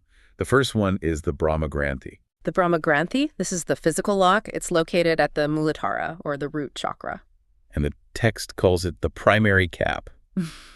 That sounds so industrial. What does it feel like to be locked here? It's survival mode, pure and simple. When this knot is tight, your consciousness is just locked into material hunger, physical safety, physical identity. So it's that state where your whole reality is just, do I have enough money? Is this food safe? Is that person a threat? Is this mine? Yes. It's the reptilian brain running the entire show. It creates this closed loop of fear. So if you're stuck there, you can't even think about philosophy or art or anything else. Not really. Your system is screaming about survival. It blocks the flow so you can only perceive the physical material world. Okay, so that's the basement level. Then we move up the pipe and we hit the second one, the Vishnu Granthi. Located at the Anahata, the heart, this is the emotional lock. And usually, when we talk about the heart in these deep dives, we expect it to be fluffy and nice. Right. Follow your heart. But this text takes a much sharper view. It really does. It describes the knot of the heart as an addiction to personal drama. This is the lock of attachment. Okay. If the first knot is about physical survival, this one is all about emotional survival. This is the Brahma ego needing to be seen. Yes. The need for recognition. It's the, why did they say that to me? The constant churning of emotional validation. The text argues that when this valve is closed, you aren't actually loving people, you're using them to stabilize your own emotional pressure. Oof, that hits home. It's that thing where you replay a conversation in your head for like 3 hours just trying to justify yourself. Precisely, that churning. That is the vayu, the wind, spinning uselessly around the Vishnu Granthi. It just ties up all your energy. And then we hit the final gate, the one that I think a lot of smart people, probably a lot of our listeners, get trapped in, the Rudra Granthi. The intellectual lock, located at the ajna, or the third eye. And this one is tricky because it disguises itself as competence. It feels like clarity. But it's a trap. A massive trap. It locks the mind into concepts, into standard logic, and the illusion that you are a separate, objective thinker. It's the whole, I think, therefore I am, loop. It's the belief that if I can just analyze the problem enough, I'll solve it. Correct. But the text argues this knot actually cuts you off from intuitive flow because you're too busy dissecting the flow. You're standing on the riverbank, holding a map of the river, insisting that you're swimming. So if I'm reading the schematics right, most of us are walking around with these 3 valves just tightened all the way down. That is the standard human configuration. Locked in survival, locked in drama, or locked in our heads. And that configuration, it determines your internal pressure. And this is where the physics really comes into play. It's where we get the explanation for energy vampires. Right, because the text separates people into 2 categories based on these valves, the toxic human and the Dausarī. Let's look at the toxic human first. And I want to be clear, the text isn't using toxic as a moral judgment, right? It's a structural description. Exactly. It calls this a capped system. So picture that pipe system again. For this archetype, the randra, that's the opening at the very crown of the head, is sealed shut. So the top of the chimney is capped. Completely. Nothing gets in from above. Yeah. They are cut off from what the text calls the upper suction of the Logoic axis. So no connection to anything larger than themselves. None. No inspiration, no divine sense, just their own closed loop. But the pressure from below, all those survival drives and emotional knots, That's still building up, right? That's the problem. The steam is rising from the basement, but it has absolutely nowhere to go. The text calls this Preta Torsion. Preta Torsion. It's stagnant internal wind. That sounds incredibly uncomfortable. Like a pressure cooker that's just rotting from the inside. It is. It's a state of high internal stress but low spiritual pressure. And this is the key to understanding why they drain you. Okay. Because they're capped at the top, they have no source of fresh energy. But to keep from collapsing under their own stress, they need to create a pressure differential. They have to siphon it. They become a siphon. They have to steal air, which manifests as your attention, your emotional reaction, your anxiety, just to relieve their own bursting pressure. They are constantly looking for a way to plug into someone else's tank. This is such a light bulb moment. When someone picks a fight for no reason or plays the victim to get you to comfort them for hours, they aren't just being annoying. They are mechanically trying to puncture your tank to refill theirs. Precisely. They are structurally incapable of generating their own pressure because the randra is capped. They are parasitic by design, not necessarily out of malice, but out of, well, hydraulic necessity. So what's the alternative?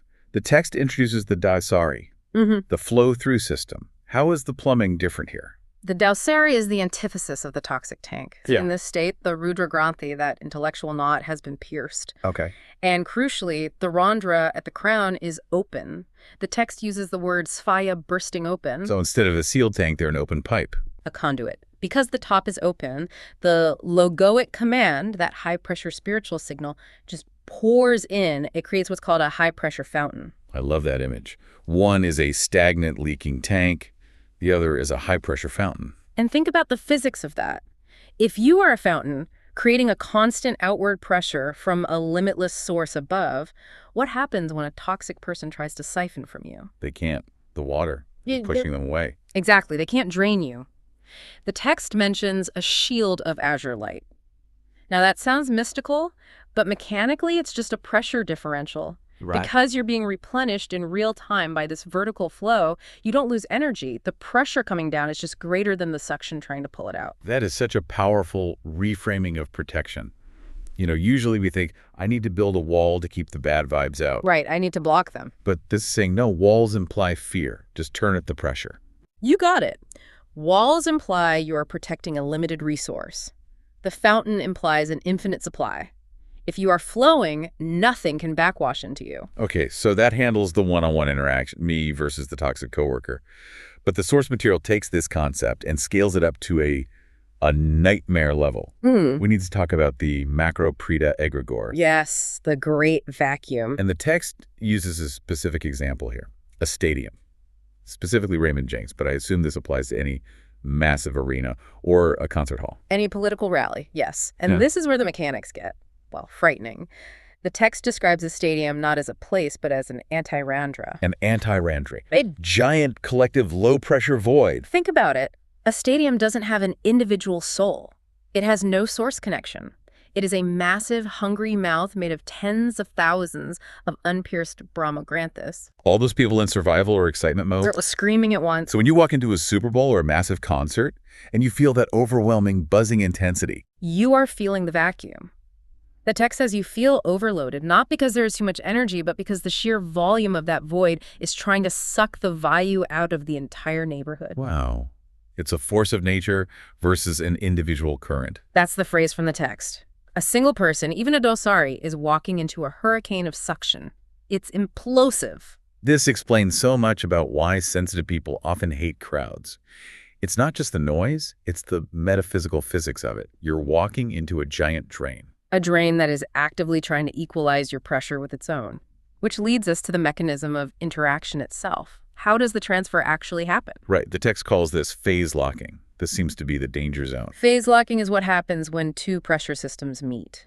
Nature seeks equilibrium, right? Right. So if you look at the toxic person or that massive crowd and you believe in their reality, if you engage with their drama on their terms, you lock your value system to theirs. So if I get angry at the guy cutting me off in traffic, or I get anxious because the crowd is anxious, you have phase locked, you've connected the pipes, and because they are a low pressure vacuum and you are holding energy, a high pressure flows to the low pressure. If you lock with a toxic person, you get drained, they get fed, you lose your altitude. oh, how do we stop it? The text gives a solution called the Virat Rupa Inversion. Sounds very comic book, but what does it actually mean? It's the Dausarī refusal. It's a mental and energetic maneuver. You simply refuse the lock. You do not meet their pressure at their level. What does that look like practically? Instead of seeing the toxic person as a threat or an equal, you expand your own internal atmosphere. You encompass their entire tank inside your own universal body. Whoa. So you don't fight them. You swallow them. In a sense, you contextualize them. You treat them like a small, localized, low-pressure cell within your own vast, high-pressure weather system. That changes the power dynamic completely. You aren't two people fighting over scraps. You are the environment, and they are just a little storm cloud inside of you. Exactly. The text calls this metaphysical sanitation, and it's the same with the stadium example. The Dausarī doesn't try to equalize with the crowd. They treat the entire stadium as a small anomaly inside their own vastness. That requires a massive shift in perspective, though. Yeah. You have to really believe that your connection to that Logoic axis, that vertical flow, is more real than the screaming crowd in front of you. And that is the crux of the new Rita. The source material argues that the Grantis, those knots, they were necessary safety valves for a different era, maybe the Kali Yuga to keep us functioning. Hey. But the Dausarī is someone who has learned to operate these valves manually. You stop being a passive victim of your own plumbing. Correct. You stop the Preta Torsion, you stop twisting in the wind of your own unfulfilled needs. I think the image that's going to stick with me is the difference between the leaking tank and the fountain. It's such a simple diagnostic tool. It really is. You can ask yourself in any moment, am I looking for something to fill me up right now? Or am I overflowing? And if you're looking to be filled by the horizontal world, by people, by crowds, by validation, you are effectively capping your own Randra. You're choosing to be the tank. But if you open the top, then the pressure is handled for you. You become the conduit. And the interesting thing about a conduit is that it doesn't hold on to anything. It doesn't get clogged because the flow is too strong. it flows through, hence the name. Yeah. And when you are a flow-through system, you can handle that high voltage. You don't need the knots to protect you anymore. It's a lot to process, but it strangely explains so much of our daily social exhaustion. It's not psychology. It's hydraulics. Soul hydraulics. Soul hydraulics. I like that. So here is where we want to leave you today. We want you to try something. The next time you're in a conversation that feels draining or you walk into a room that feels heavy, just stop and observe the mechanics. And ask yourself, are you seeking equilibrium with the room? Oh. Or are you trying to match their pressure? Or can you refuse the lock? Can you imagine yourself as the atmosphere containing the room rather than a person fighting against it? And perhaps the most provocative question of all, what would happen to your life if you just stopped believing in the reality of the pressure trying to drain you? Something to mull over. Thanks for diving deep with us. We'll see you next time. Okay, so imagine for a second that your spirit, your soul, your consciousness, that whole intangible sense of you, imagine it isn't a ghost in a machine or some kind of mystical mist. And it's definitely not a ball of white light floating around in your chest. That is a very specific image to rule out right off the bat. Right. But I want you to imagine instead that it's just a series of pipes, valves, pressure gauges, and that spiritual enlightenment isn't about, climbing a mountain or finding peace in a cave. It's about fixing the plumbing. It's definitely a utilitarian way to look at the divine. I mean, nobody really writes poetry about their sump pump, do they? Or their water pressure regulator. They do not. But today we are unpacking a source that claims exactly that. We're diving into a really fascinating and honestly slightly bizarre text called The Hydraulics of the Spirit. And it takes these lofty, abstract concepts of consciousness and basically tries to reverse engineer them. Right, using the laws of something it calls the new Rita. The new Rita. And for context, Rita is this ancient Sanskrit term. It means something like the cosmic order, the natural truth of the universe. But here, the text is applying it like physics. It's not treating the human energy system as a metaphor. It's treating a human being as a literal machine. A machine. Yeah, in fact, it doesn't even call us people or souls. It uses the term Dausarī. Dausarī. And the function of a Dausarī isn't to be happy or find itself or, any of the usual self-help goals. Its function is to be a dynamic pressure regulator. A dynamic pressure regulator. I love that. It makes me feel like I should come with a contents under pressure warning label glued to my forehead. Well, according to this source, you definitely should. Right. We all should. The whole premise here is that human existence is a high-pressure environment, physically and metaphysically. So today, our mission is to figure out how this machine works. We're going to look at the intake valve, the blockages, which is where it gets a little uncomfortably relatable, and the drainage system. And I have to say, there's a twist coming up later about toxic people that just completely flipped my perspective on dealing with drama. The drainage valve strategy. Yeah, it is one of the more unique takeaways from the text. It's this idea that the most annoying, difficult people in your life might actually be like necessary sanitation equipment for your soul. It's a wild take. But we can't get there until we understand the rig itself. So let's start with the basics, the system architecture.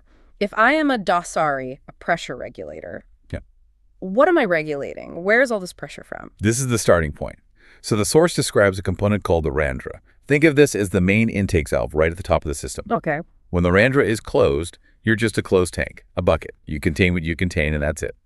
But when it's opened, which is what most spiritual traditions are aiming for, they call it awakening or opening the crown, the human being stops being a closed system. It's not a closed system anymore. You become a pipe, and you're connected to an infinite source called the Logos. The Logos. That's a heavy word. Usually in philosophy, that means word or reason, something very intellectual. In this context, though, you need to kind of strip away the philosophy and just think in terms of physics. Think of the Logos as an infinite reservoir. The text calls it absolute fullness.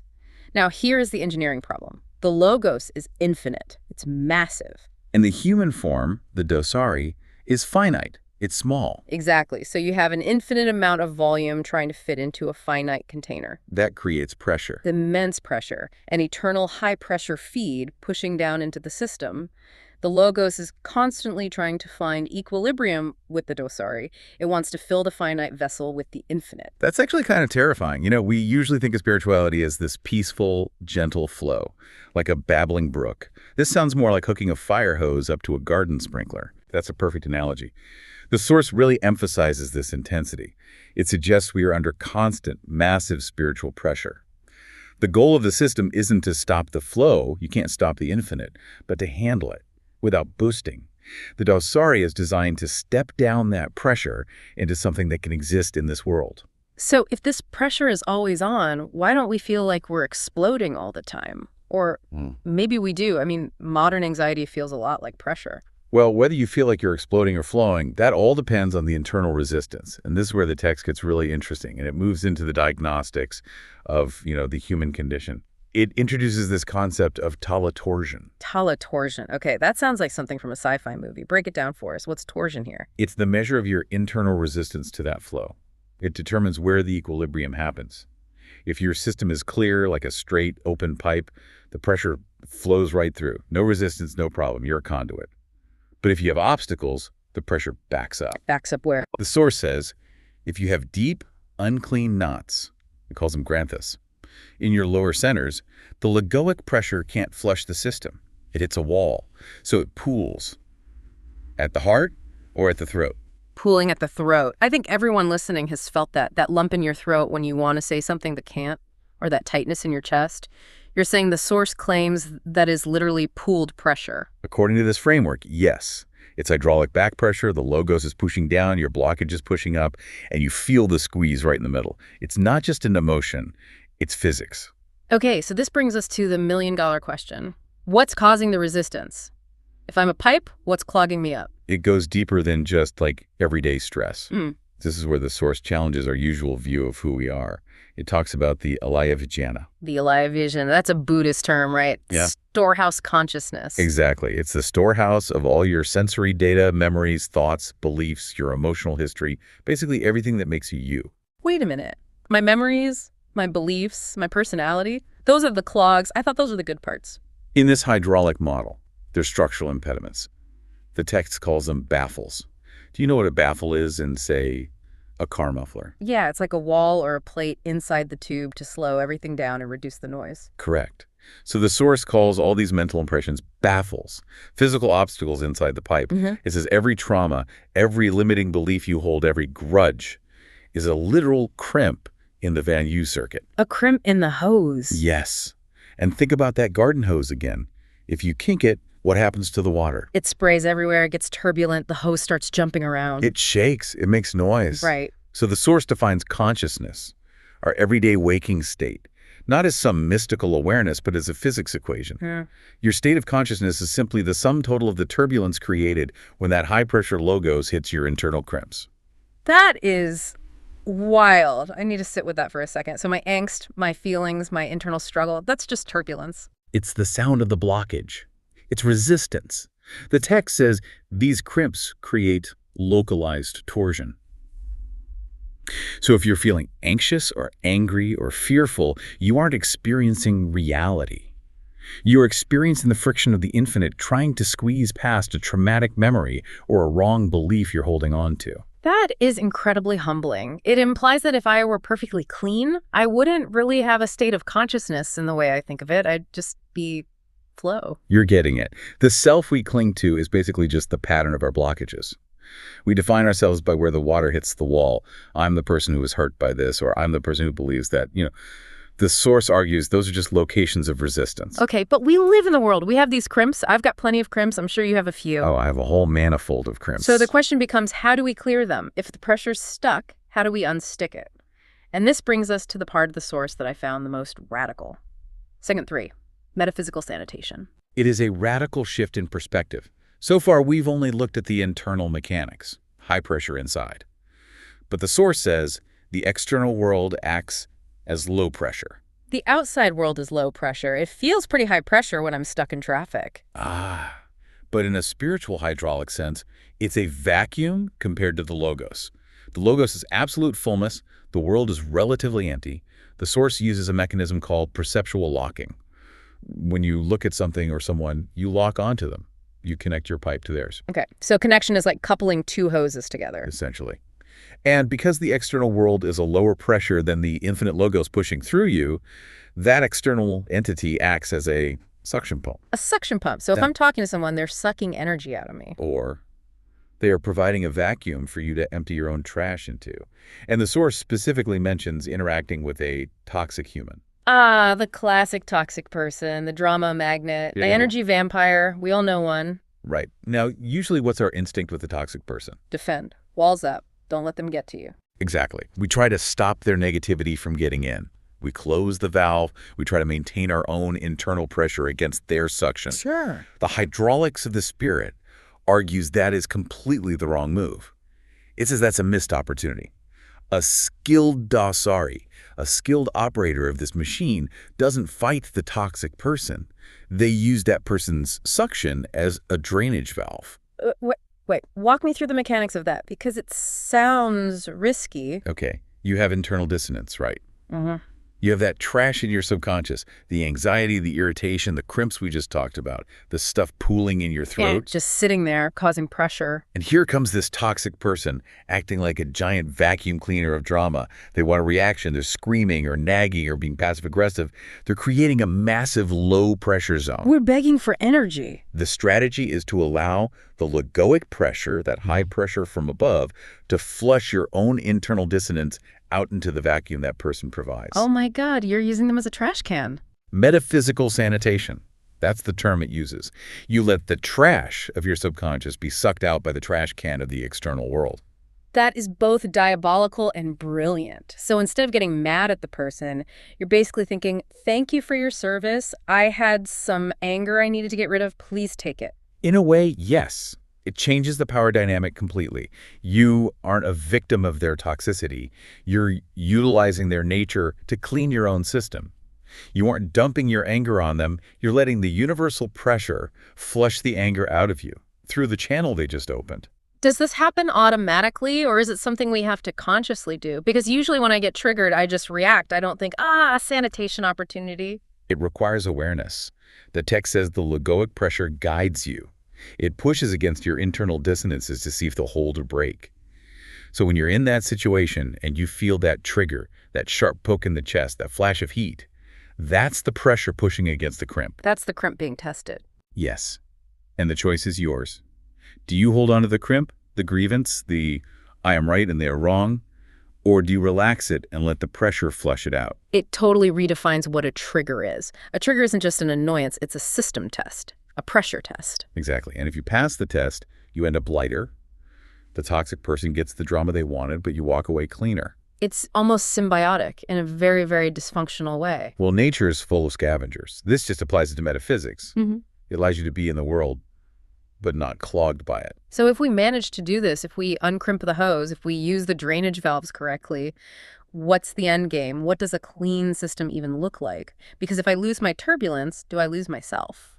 The source talks about flow states and contrasts two types of flow, which again maps perfectly to fluid dynamics. We already talked about the low-level state, turbulent flow. The shaking pipes, the noise. Right, the logos hits the granthis, the knots, the nagas. The symptoms are listed as heat, anxiety, and the struggle of the Brahma ego. Heat is a great description. When I'm resisting something, I physically feel hot. My face gets hot. That's friction. But the high-level state is described as laminar flow. Laminar flow. Okay, for those of us who aren't engineering nerds, explain what that looks like. Have you ever seen a fountain or maybe a video online where the water is moving so perfectly fast and smooth, it looks like a solid bar of glass? It doesn't even look like it's moving. Yeah, it's uncanny. It looks frozen in place. That's laminar flow. Ew. Zero turbulence, no friction. The particles are all moving in parallel. And in the human spirit, what does that look like? The text calls it the Virat Rupa. The logos passes through the Dausarī with zero resistance. There's no torsion. There's only sphia, which translates to radiance, bursting forth. So you become transparent. The pressure comes in, the pressure goes out, and there's no noise in the middle. You aren't managing the flow anymore. You are the flow. Correct. And this brings up a crucial point about identity. The source says the internal consciousness is constantly being modified by what you're perceiving, meaning you are constantly adjusting based on what you are looking at. If you look at a peaceful forest, your internal pressure regulates differently than if you look at a traffic jam. You're a dynamic regulator. You are never the same person for 2 seconds in a row. It really just strips away the idea of a fixed self, doesn't it? I'm not an angry person or a happy person. I'm just a machine processing different levels of pressure based on where I'm pointing my intake valve. That leads us right to the Dausarī equation. This is the summary of the whole philosophy. Lay it on us. What's the math of the soul? The source says life is a constant inversion ceremony. You take the big outer world and you invert it into your small internal pressure. We make the outside inside. Okay. And the final conclusion on identity is this. You don't experience a state of consciousness. You are the pressure differential between the infinite logos and the void to law. Let that sink in for a moment. You are the pressure differential. You aren't the pipe. You aren't the water. You're the specific, unique tension between the two. It's a beautiful, if somewhat mechanical way to look at existence. It suggests our goal isn't to stop the pressure, you can't, but to streamline our architecture so that the pressure creates radiance instead of noise. It definitely makes me want to go check my own plumbing. I'm going to be walking around all week thinking about baffles and crimps every time I get annoyed at an email. And hopefully looking for some drainage valves. Next time you encounter a difficult person, don't just put up a shield. See if you can open the valve. Metaphysical sanitation. I'm going to try it, but maybe don't tell the person you're using them as a spiritual toilet. Probably best to keep that part internal. It's an internal engineering process, not a conversation starter. Exactly. So here's a thought to leave you with, listeners.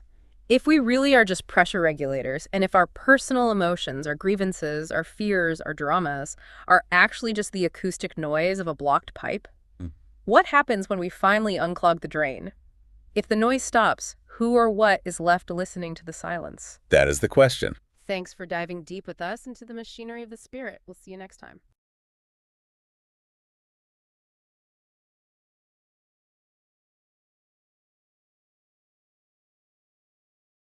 Okay, so imagine for a second that your spirit, your soul, your consciousness, that whole intangible sense of you, imagine it isn't a ghost in a machine or some kind of mystical mist.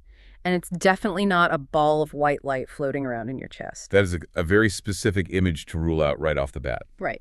But I want you to imagine instead that it's just a series of pipes, valves, pressure gauges, and that spiritual enlightenment isn't about, climbing a mountain or finding peace in a cave. It's about fixing the plumbing. It's definitely a utilitarian way to look at the divine. I mean, nobody really writes poetry about their sump pump, do they? Or their water pressure regulator. They do not. But today we are unpacking a source that claims exactly that. We're diving into a really fascinating and honestly slightly bizarre text called The Hydraulics of the Spirit. Mm. And it takes these lofty, abstract concepts of consciousness and basically tries to reverse engineer them. Right, using the laws of something it calls the new Raita. The new Raita. And for context, Raita is this ancient Sanskrit term. It means something like the cosmic order, the natural truth of the universe. But here, the text is applying it like physics. It's not treating the human energy system as a metaphor. It's treating a human being as a literal machine. A machine. Yeah, in fact, it doesn't even call us people or souls. It uses the term Dausarī. Dausarī. And the function of a Dausarī isn't to be happy or find itself or, any of the usual self-help goals. Its function is to be a dynamic pressure regulator. A dynamic pressure regulator. I love that. It makes me feel like I should come with a contents under pressure warning label glued to my forehead. Well, according to this source, you definitely should. Right. We all should. The whole premise here is that human existence is a high-pressure environment, physically and metaphysically. So today, our mission is to figure out how this machine works.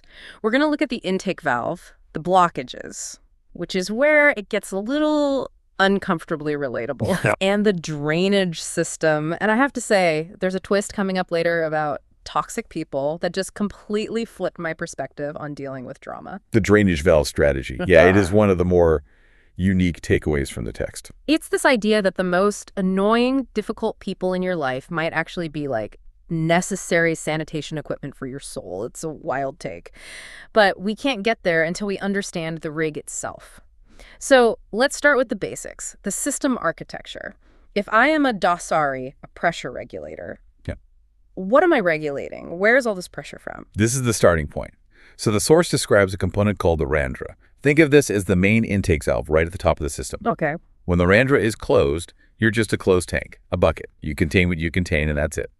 But when it's opened, which is what most spiritual traditions are aiming for, they call it awakening or opening the crown, the human being stops being a closed system. It's not a closed system anymore. You become a pipe, and you're connected to an infinite source called the Logos. The Logos. That's a heavy word. Usually in philosophy, that means word or reason, something very intellectual. In this context, though, you need to kind of strip away the philosophy and just think in terms of physics. Think of the Logos as an infinite reservoir. The text calls it absolute fullness. Now, here is the engineering problem. The Logos is infinite. It's massive. And the human form, the Dausarī, is finite. It's small. Exactly. So you have an infinite amount of volume trying to fit into a finite container. That creates pressure. Immense pressure, an eternal high-pressure feed pushing down into the system. The Logos is constantly trying to find equilibrium with the Dausarī. It wants to fill the finite vessel with the infinite. That's actually kind of terrifying. We usually think of spirituality as this peaceful, gentle flow, like a babbling brook. This sounds more like hooking a fire hose up to a garden sprinkler. That's a perfect analogy. The source really emphasizes this intensity. It suggests we are under constant, massive spiritual pressure. The goal of the system isn't to stop the flow, you can't stop the infinite, but to handle it without boosting. The Dausarī is designed to step down that pressure into something that can exist in this world. So if this pressure is always on, why don't we feel like we're exploding all the time? Or maybe we do. I mean, modern anxiety feels a lot like pressure. Well, whether you feel like you're exploding or flowing, that all depends on the internal resistance. And this is where the text gets really interesting, and it moves into the diagnostics of, the human condition. It introduces this concept of Torsion. Torsion. Okay, that sounds like something from a sci-fi movie. Break it down for us. What's torsion here? It's the measure of your internal resistance to that flow. It determines where the equilibrium happens. If your system is clear, like a straight, open pipe, the pressure flows right through. No resistance, no problem. You're a conduit. But if you have obstacles, the pressure backs up. Backs up where? The source says, if you have deep, unclean knots, it calls them granthas, in your lower centers, the Logoic pressure can't flush the system. It hits a wall, so it pools at the heart or at the throat. Pooling at the throat. I think everyone listening has felt that lump in your throat when you want to say something but can't, or that tightness in your chest. You're saying the source claims that is literally pooled pressure. According to this framework, yes. It's hydraulic back pressure, the Logos is pushing down, your blockage is pushing up, and you feel the squeeze right in the middle. It's not just an emotion, it's physics. Okay, so this brings us to the million-dollar question. What's causing the resistance? If I'm a pipe, what's clogging me up? It goes deeper than just like everyday stress. This is where the source challenges our usual view of who we are. It talks about the alaya vijnana. The alaya vision, that's a Buddhist term, right? Yeah. Storehouse consciousness. Exactly. It's the storehouse of all your sensory data, memories, thoughts, beliefs, your emotional history, basically everything that makes you you. Wait a minute. My memories, my beliefs, my personality, those are the clogs. I thought those were the good parts. In this hydraulic model, there's structural impediments. The text calls them baffles. Do you know what a baffle is in, say, a car muffler? Yeah, it's like a wall or a plate inside the tube to slow everything down and reduce the noise. Correct. So the source calls all these mental impressions baffles, physical obstacles inside the pipe. It says every trauma, every limiting belief you hold, every grudge is a literal crimp in the Van U circuit. A crimp in the hose. Yes. And think about that garden hose again. If you kink it, what happens to the water? It sprays everywhere, it gets turbulent, the hose starts jumping around. It shakes, it makes noise. Right. So the source defines consciousness, our everyday waking state, not as some mystical awareness, but as a physics equation. Your state of consciousness is simply the sum total of the turbulence created when that high-pressure logos hits your internal crimps. That is wild. I need to sit with that for a second. So my angst, my feelings, my internal struggle, that's just turbulence. It's the sound of the blockage. It's resistance. The text says these crimps create localized torsion. So if you're feeling anxious or angry or fearful, you aren't experiencing reality. You're experiencing the friction of the infinite trying to squeeze past a traumatic memory or a wrong belief you're holding on to. That is incredibly humbling. It implies that if I were perfectly clean, I wouldn't really have a state of consciousness in the way I think of it. I'd just be flow. You're getting it. The self we cling to is basically just the pattern of our blockages. We define ourselves by where the water hits the wall. I'm the person who was hurt by this, or I'm the person who believes that, The source argues those are just locations of resistance. Okay, but we live in the world. We have these crimps. I've got plenty of crimps. I'm sure you have a few. Oh, I have a whole manifold of crimps. So the question becomes, how do we clear them? If the pressure's stuck, how do we unstick it? And this brings us to the part of the source that I found the most radical. Segment 3, metaphysical sanitation. It is a radical shift in perspective. So far, we've only looked at the internal mechanics, high pressure inside. But the source says the external world acts as low pressure. The outside world is low pressure. It feels pretty high pressure when I'm stuck in traffic. But in a spiritual hydraulic sense, it's a vacuum compared to the logos. The logos is absolute fullness. The world is relatively empty. The source uses a mechanism called perceptual locking. When you look at something or someone, you lock onto them. You connect your pipe to theirs. Okay, so connection is like coupling two hoses together. Essentially. And because the external world is a lower pressure than the infinite logos pushing through you, that external entity acts as a suction pump. A suction pump. So if I'm talking to someone, they're sucking energy out of me. Or they are providing a vacuum for you to empty your own trash into. And the source specifically mentions interacting with a toxic human. The classic toxic person, the drama magnet, the energy vampire. We all know one. Right. Now, usually what's our instinct with a toxic person? Defend. Walls up. Don't let them get to you. Exactly. We try to stop their negativity from getting in. We close the valve. We try to maintain our own internal pressure against their suction. Sure. The hydraulics of the spirit argues that is completely the wrong move. It says that's a missed opportunity. A skilled Dausarī, a skilled operator of this machine, doesn't fight the toxic person. They use that person's suction as a drainage valve. Wait, walk me through the mechanics of that, because it sounds risky. Okay, you have internal dissonance, right? You have that trash in your subconscious, the anxiety, the irritation, the crimps we just talked about, the stuff pooling in your throat. Yeah, just sitting there, causing pressure. And here comes this toxic person acting like a giant vacuum cleaner of drama. They want a reaction. They're screaming or nagging or being passive-aggressive. They're creating a massive low-pressure zone. We're begging for energy. The strategy is to allow the Logoic pressure, that high pressure from above, to flush your own internal dissonance out into the vacuum that person provides. Oh my God, you're using them as a trash can. Metaphysical sanitation. That's the term it uses. You let the trash of your subconscious be sucked out by the trash can of the external world.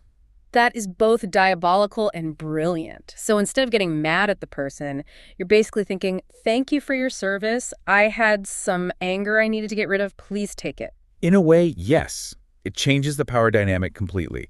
You aren't a victim of their toxicity. You're utilizing their nature to clean your own system. You aren't dumping your anger on them. You're letting the universal pressure flush the anger out of you through the channel they just opened. Does this happen automatically, or is it something we have to consciously do? Because usually when I get triggered, I just react. I don't think, sanitation opportunity. It requires awareness. The text says the Logoic pressure guides you. It pushes against your internal dissonances to see if they'll hold or break. So when you're in that situation and you feel that trigger, that sharp poke in the chest, that flash of heat, that's the pressure pushing against the crimp. That's the crimp being tested. Yes. And the choice is yours.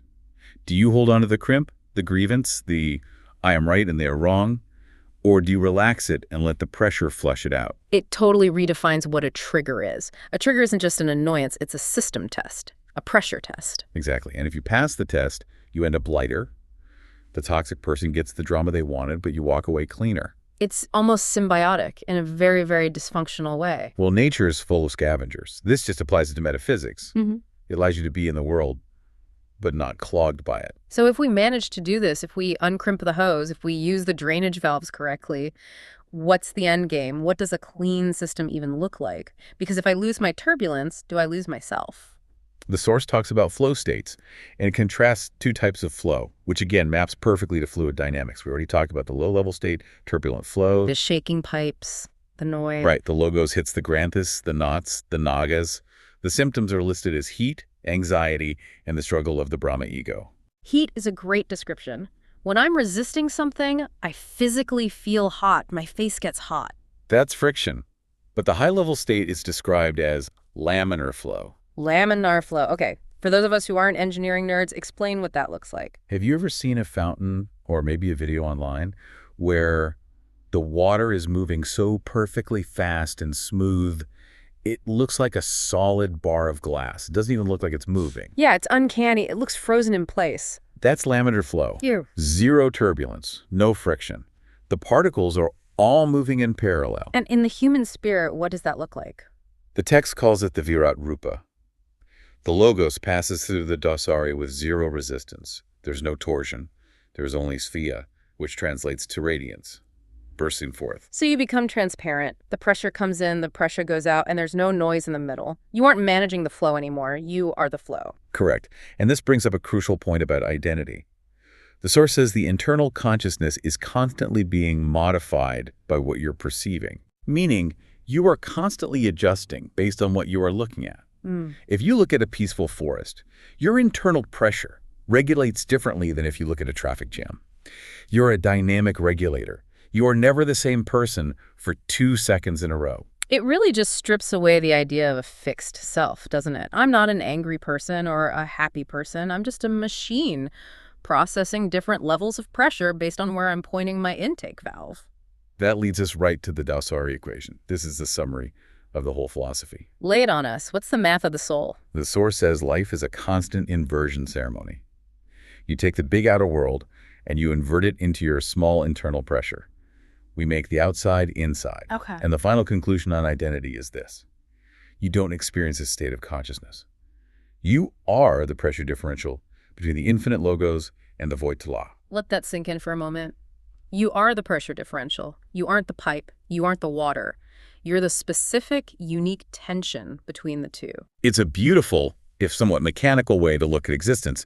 It suggests our goal isn't to stop the pressure, you can't, but to streamline our architecture so that the pressure creates radiance instead of noise. It definitely makes me want to go check my own plumbing. I'm going to be walking around all week thinking about baffles and crimps every time I get annoyed at an email. And hopefully looking for some drainage valves. Next time you encounter a difficult person, don't just put up a shield. See if you can open the valve. Metaphysical sanitation. I'm going to try it, but maybe don't tell the person you're using them as a spiritual toilet. Probably best to keep that part internal. It's an internal engineering process, not a conversation starter. Exactly. So here's a thought to leave you with, listeners. If we really are just pressure regulators, and if our personal emotions, our grievances, our fears, our dramas are actually just the acoustic noise of a blocked pipe, what happens when we finally unclog the drain? If the noise stops, who or what is left listening to the silence? That is the question. Thanks for diving deep with us into the machinery of the spirit. We'll see you next time. Okay, so imagine this for a second. You're standing in the parking lot of like a huge sports stadium. It's game day. Mm-hmm. You know that vibe, right? You can smell the charcoal from the tailgates. You can hear that low-frequency hum of thousands of people moving, talking. Shouting. You can feel it. Yeah, you feel the electricity in the air. It's exciting. It feels like community. It feels like, well, power. It is power. But the question we're asking today is, what kind of power is it? And maybe more importantly, where is all that power going? Exactly. Because, we usually look at a stadium, we see a concrete bowl full of fans. Yeah. But I want you to try and shift your perspective. Put on a different pair of glasses. Yeah. Instead of seeing 65,000 individuals, imagine you're looking at a single, massive, invisible entity. A creature formed not of flesh and bone, but of pure attention. Right. A creature that's 65,000 times the size of a human with a mouth that is just wide open. It's a striking image and, frankly, a little terrifying. But according to the material we have today, it's not just a metaphor. Yep. We are looking at this really dense, really fascinating text called The Architecture of the Noospheric Sinkhole. And its central argument is that a stadium isn't just a place. It's a macro egregore. A macro egregore. That sounds like a boss fight from a video game. It does. But the way this text breaks it down, it's actually more like, I don't know, structural engineering for ghosts. Ah, that's a great way to put it. Well, it frames this all metaphysically, but it uses the really strict language of physics. It's talking about pressure systems, valves, flow dynamics, structural integrity. So we're using a specific case study, right? Yeah, what the source calls the Preta Loca of Raymond James. So using that specific stadium to understand how a crowd becomes a mouth. So the mission for this deep dive is to figure out the physics of that mouth. Because the text makes a pretty bold claim. It says this egregore, tries to eat energy. It's a sinkhole. Sinkhole in the atmosphere of the mind. Yeah. So lay the groundwork for us. If the stadium is the monster, what are we? To understand the monster, you have to get the baseline first. You have to understand what a normal architecture even looks like. Okay. And the force contrasts two very different types of structures. So on one side, you have the human being, which it calls the Dausarī. The Dausarī. Now, the text uses a lot of these Sanskrit terms. When it says Dausarī, are we just talking about a biological human? Or is it something more? Oh, it's very specific. It's defining the human not just as a body, but as a structure of organic integrity. The text calls it a vertical architecture. Vertical. Okay, I'm with you. So picture a machine. It's designed to stand upright. It has a central pillar, a spine, which the text calls the sushumna. And that's not just my bone spine, I'm guessing? No, exactly. Think of it as the central conduit for energy. It also has internal valves called granthus, and most importantly, it has a connection to a higher source, a feed coming from above called the randra, the Logoic feed. Okay, let's unpack that. Logoic feed. I'm kind of picturing a deep-sea diver with that air hose connected to the surface. That is a perfect analogy. That's it. You, the Dausarī, are a sealed system, a vessel. You have a source of high-pressure life support coming from above, from the logos, high consciousness, whatever you want to call it. And the valves. The granthus. Those regulate the flow so you don't blow a gasket. You're a complete sovereign machine. You possess organic integrity. So I'm a pressurized submarine. I'm vertical, sealed, and connected to the surface. Oh, okay. Now, compare that to the thing in the stadium, the egregore. The macro egregore is the complete structural opposite. It's defined by synthetic aggregation. It isn't a single being that grew organically. It's a swarm. It's a parasite. A horizontal parasite, that's the term. Horizontal versus vertical. That Yeah. seems to be the main clash here. It's the defining conflict. The egregore doesn't have a spine. It doesn't have those valves, the granthus. It isn't a being in the way that you are. It's a weather pattern. The text describes it as a localized atmospheric low-pressure system. Okay, so if I'm a high-pressure pipe connected to a source, what is the egregore? Think of it as a drain. Or, maybe more accurately, the massive puddle that forms around a drain. How does that happen? It's created by the collective leaking of 65,000 unsealed containers. The fans. The fans. The argument is, when you enter that stadium environment, the average person stops acting like a sealed vertical Dausarī. They stop regulating their own energy. Did it get swept up? They get swept up, and they start pouring their attention, their emotion, their vital energy out horizontally towards the field. They leak. They leak. And when you have 65,000 people leaking all at once, that energy pools together. It forms this aggregate entity. It's a cloud. But it's not stable. No, because it lacks that vertical spine. It can't hold itself up. It can't connect to that logoic feed. It's just a huge low-pressure system waiting to be filled. That is a wild way to look at a football game. I mean, you've got 65,000 people, and instead of just cheering, the text says they're fueling a horizontal parasite. Right. But this is where it gets really interesting to me. The text calls this thing a mouth. Yes, the mouth of the egregore. But you said it's not a soul. It has no brain. It's not alive like we are. Yeah. So how can something without a brain have a mouth? How does it eat? This gets us into what the text calls the neurita, the specific physics of it all. The mouth isn't biological. It's not eating because it enjoys the taste. It's a what? It is a tidal force. A tidal force. Okay, that implies gravity. It implies inevitability. Precisely. Let's look at the geometry of the stadium. You have a bowl. You have 65,000 people all looking at a central field. They're all focusing on a single point. The game, the ball, the play. Right. And the text describes this focus as talic conquest. Talic conquest. So just a desire to win. Intense desire, a hunger for domination. They want the touchdown, they want the sack, they want the win. And the text argues that this intense desire, this conquest energy, it opens what it calls their lower gates. And it happens to everyone. Simultaneously. So going back to our plumbing analogy. Okay, imagine 65,000 people standing in one giant room. And at the exact same moment, maybe it's 4th and 1, the tension is just peaking. Every single one of them pulls the plug on their bathtub. Whoa. That is massive amount of flow. And where does the water go? Down. It just drains right out. Exactly. It doesn't go up to the logos. It doesn't reinforce their vertical structure. It drains down into the tala, the lower regions. And when you have that much drainage happening at once, in a circle. What shape does it naturally make? A vortex. Like water circling a drain, but on a massive scale. Precisely. That massive downward drainage creates a vortex. Right. And this is the crucial insight of the text. To a Dausarī, a vertical being walking by, that vortex looks and acts like a mouth because its only function is suction. So it's not eating me because it hates me. It's eating because it's a vacuum. It is a void, a literal structural void in the noosphere, the atmosphere of mind and energy, and it demands to be filled. So it's not hungry in a biological sense. Yeah. No, the text says it's eating you because it is a void that must be filled by the nearest available high-pressure vayu.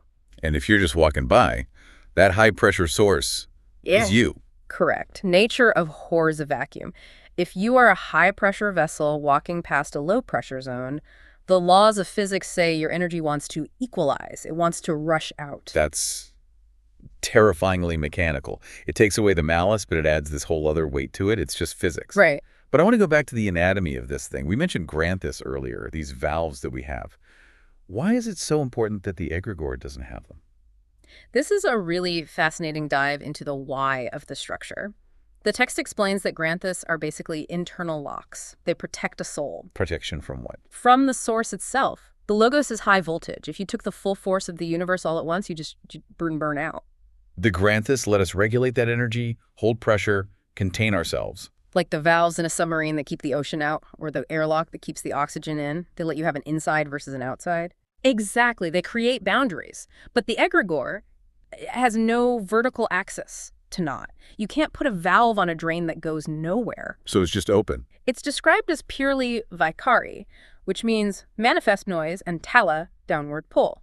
All drain and no pipe. That's the exact phrase the text uses. It's all drain and no pipe. It uses the metaphor of a noospheric hurricane. A hurricane. Okay, let's play with that for a second. Well, think about a hurricane. It has an eye, right? A center. Mm. But does a hurricane have a heart? Does it have a brain? Does it care if it destroys a trailer park or a mansion? No, of course not. It's just wind and pressure. It's blind. Exactly. It is the result on a massive pressure differential. The egregore at the stadium is the same. It has an eye, the field, the focus of attention.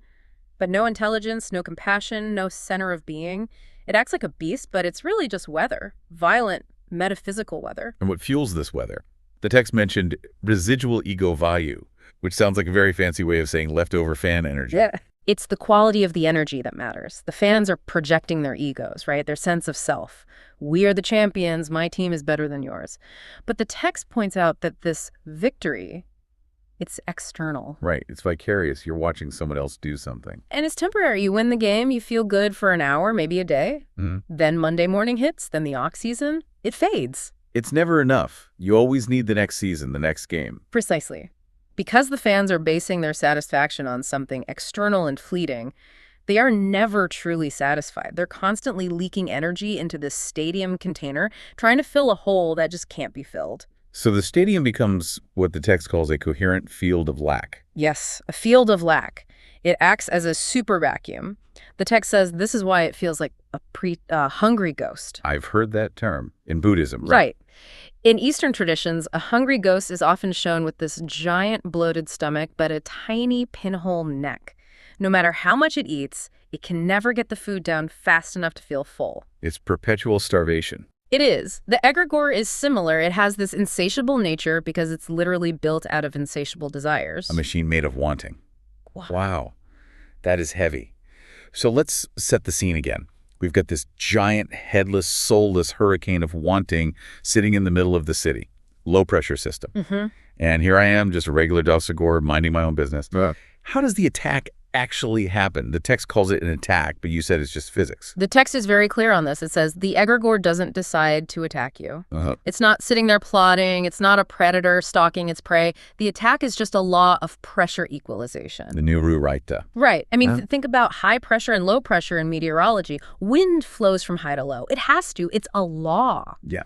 If you open a window in a pressurized airplane at 30,000 feet, the air rushes out. Not because the sky wants the air, but because the pressure demands it. Okay, so in this analogy, I am the airplane. You are the airplane. As a Dausarī, you have Arandra. You have that vertical connection.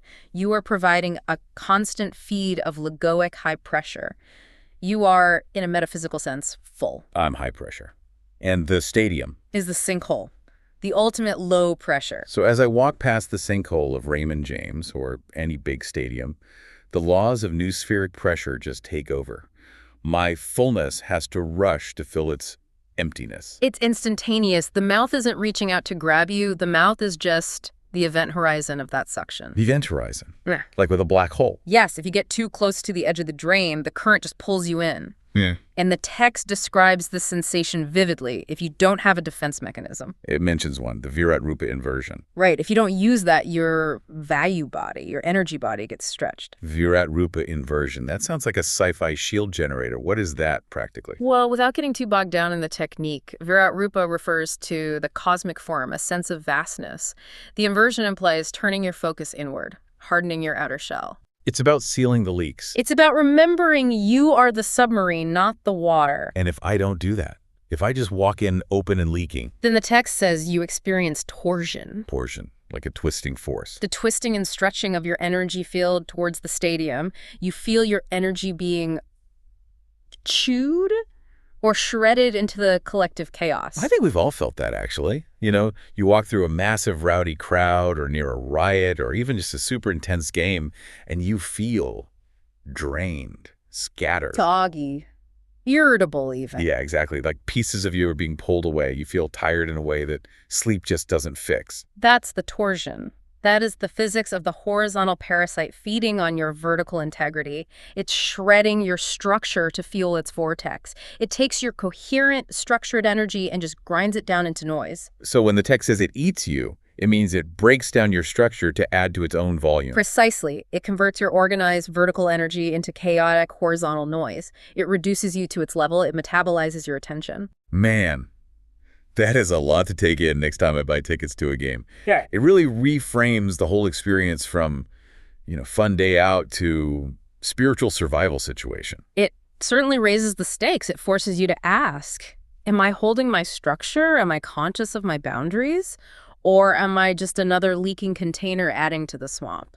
Let's recap this because there's a really clear comparison table in the source that I think crystallizes this whole thing. Yeah. We're looking at human versus stadium. Let's just run through the key differences. Okay, right. Let's start with structure. The human is vertical. We have the spine, the axis, the sushumna. And the stadium is horizontal, a vortex, a sinkhole. Good. Second, mechanics. We have Granthus valves.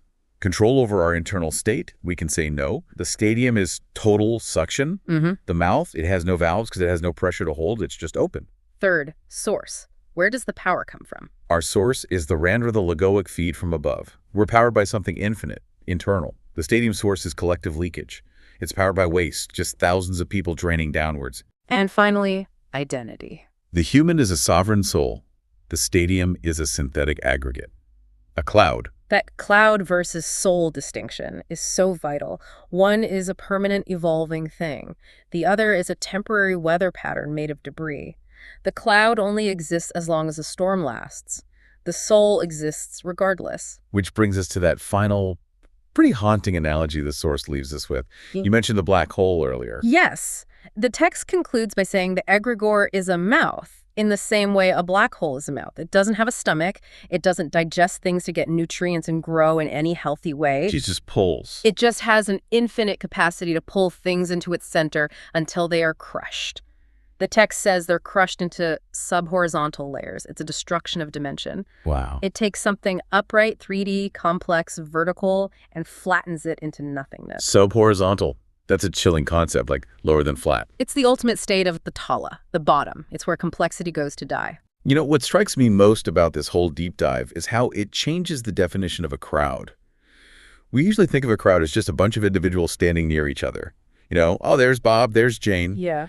But this suggests that when the focus is tight enough and the desire is strong enough, the individuals, they disappear. They melt. The boundaries dissolve. Right. And something else wakes up, a macroorganism. And that something else operates by laws that are totally indifferent to us. It's a good reminder of the power of attention. Where you put your focus creates reality, or in this case, creates a sinkhole. Absolutely. It makes you wonder what other sinkholes we walk past every day without even noticing. Is a shopping mall on Black Friday a sinkhole? Oh, absolutely. 100%. Is a heated political rally a sinkhole? I would argue yes. Any place where you have that combination of synthetic aggregation, people swarming, and a field of lack. People wanting something external to fix them. So anywhere people are gathering to fill a void with external noise. You are likely to find this geometry. You're likely to find a mouth. So the next time you, the listener, find yourself in a sea of people all screaming for the same thing, maybe take a second. Check your valves. Are you a vertical pipe connected to your own source? Or are you just pulling the plug in the bathtub and letting your energy swirl down the drain? Keep your pressure high. Exactly. Stay vertical out there. Thanks for joining us on this deep dive into the architecture of the Noospheric sinkhole. We'll see you next time. Okay, I want you to just close your eyes for a second. Imagine you're standing right outside a massive stadium. And let's get specific. Let's say it's Raymond James Stadium in Tampa. It's game day. You know that feeling. The air is like actually vibrating against your chest. You can hear that low frequency roar of 60, maybe 70,000 people inside. They're all screaming, all focused on one single thing. It is absolutely electric. We usually call that atmosphere or spirit. We pay hundreds of dollars to feel that. But here's the question. What is that energy, really? Is it a collective soul? Is it just noise? Or is it something else entirely? That is the question, isn't it? It haunts anyone who really pays attention to the subtle feeling of a crowd. We tend to romanticize that energy. Oh, for sure. We call it passion or unity. Yeah. And it feels good, to be part of something bigger than yourself. But if you look at it through the lens of the material we're covering today, that energy starts to look a little different, maybe even a little predatory. Predatory is exactly the word that jumped out at me when I was reading this. It gave me chills. So we're diving into a text today with a title that is, frankly, a bit of a mouthful. It sounds like something you'd find in the restricted section of a wizard's library. It's called The Macro Egregore and the Geometry of Planetary Consciousness. It's a heavy title. It is. And I know that sounds heavy. It sounds like we need a degree in metaphysics just to open the cover. But I promise you, once you crack it open, the concepts inside are surprisingly tangible, almost mechanical. They really are. And that's what makes this source so unique. Usually when people talk about group energy or vibes, it gets very woo-woo very fast. But this text, it takes this abstract idea of group energy, what it calls the egregore, and it doesn't just treat it like a ghost story. It maps it out with actual geometry. It asks us to look at the structural relationship between your individual consciousness, your own mind, and this massive swirling group mind. And that's our mission for this deep dive, to unpack that relationship. Because the text makes a pretty bold claim. It suggests that these massive gatherings, concerts, political rallies, the Super Bowl, they aren't just events. It argues that they are stagnant pools or even cysts within a larger planetary mind. It completely challenges the assumption that bigger is better when it comes to consciousness.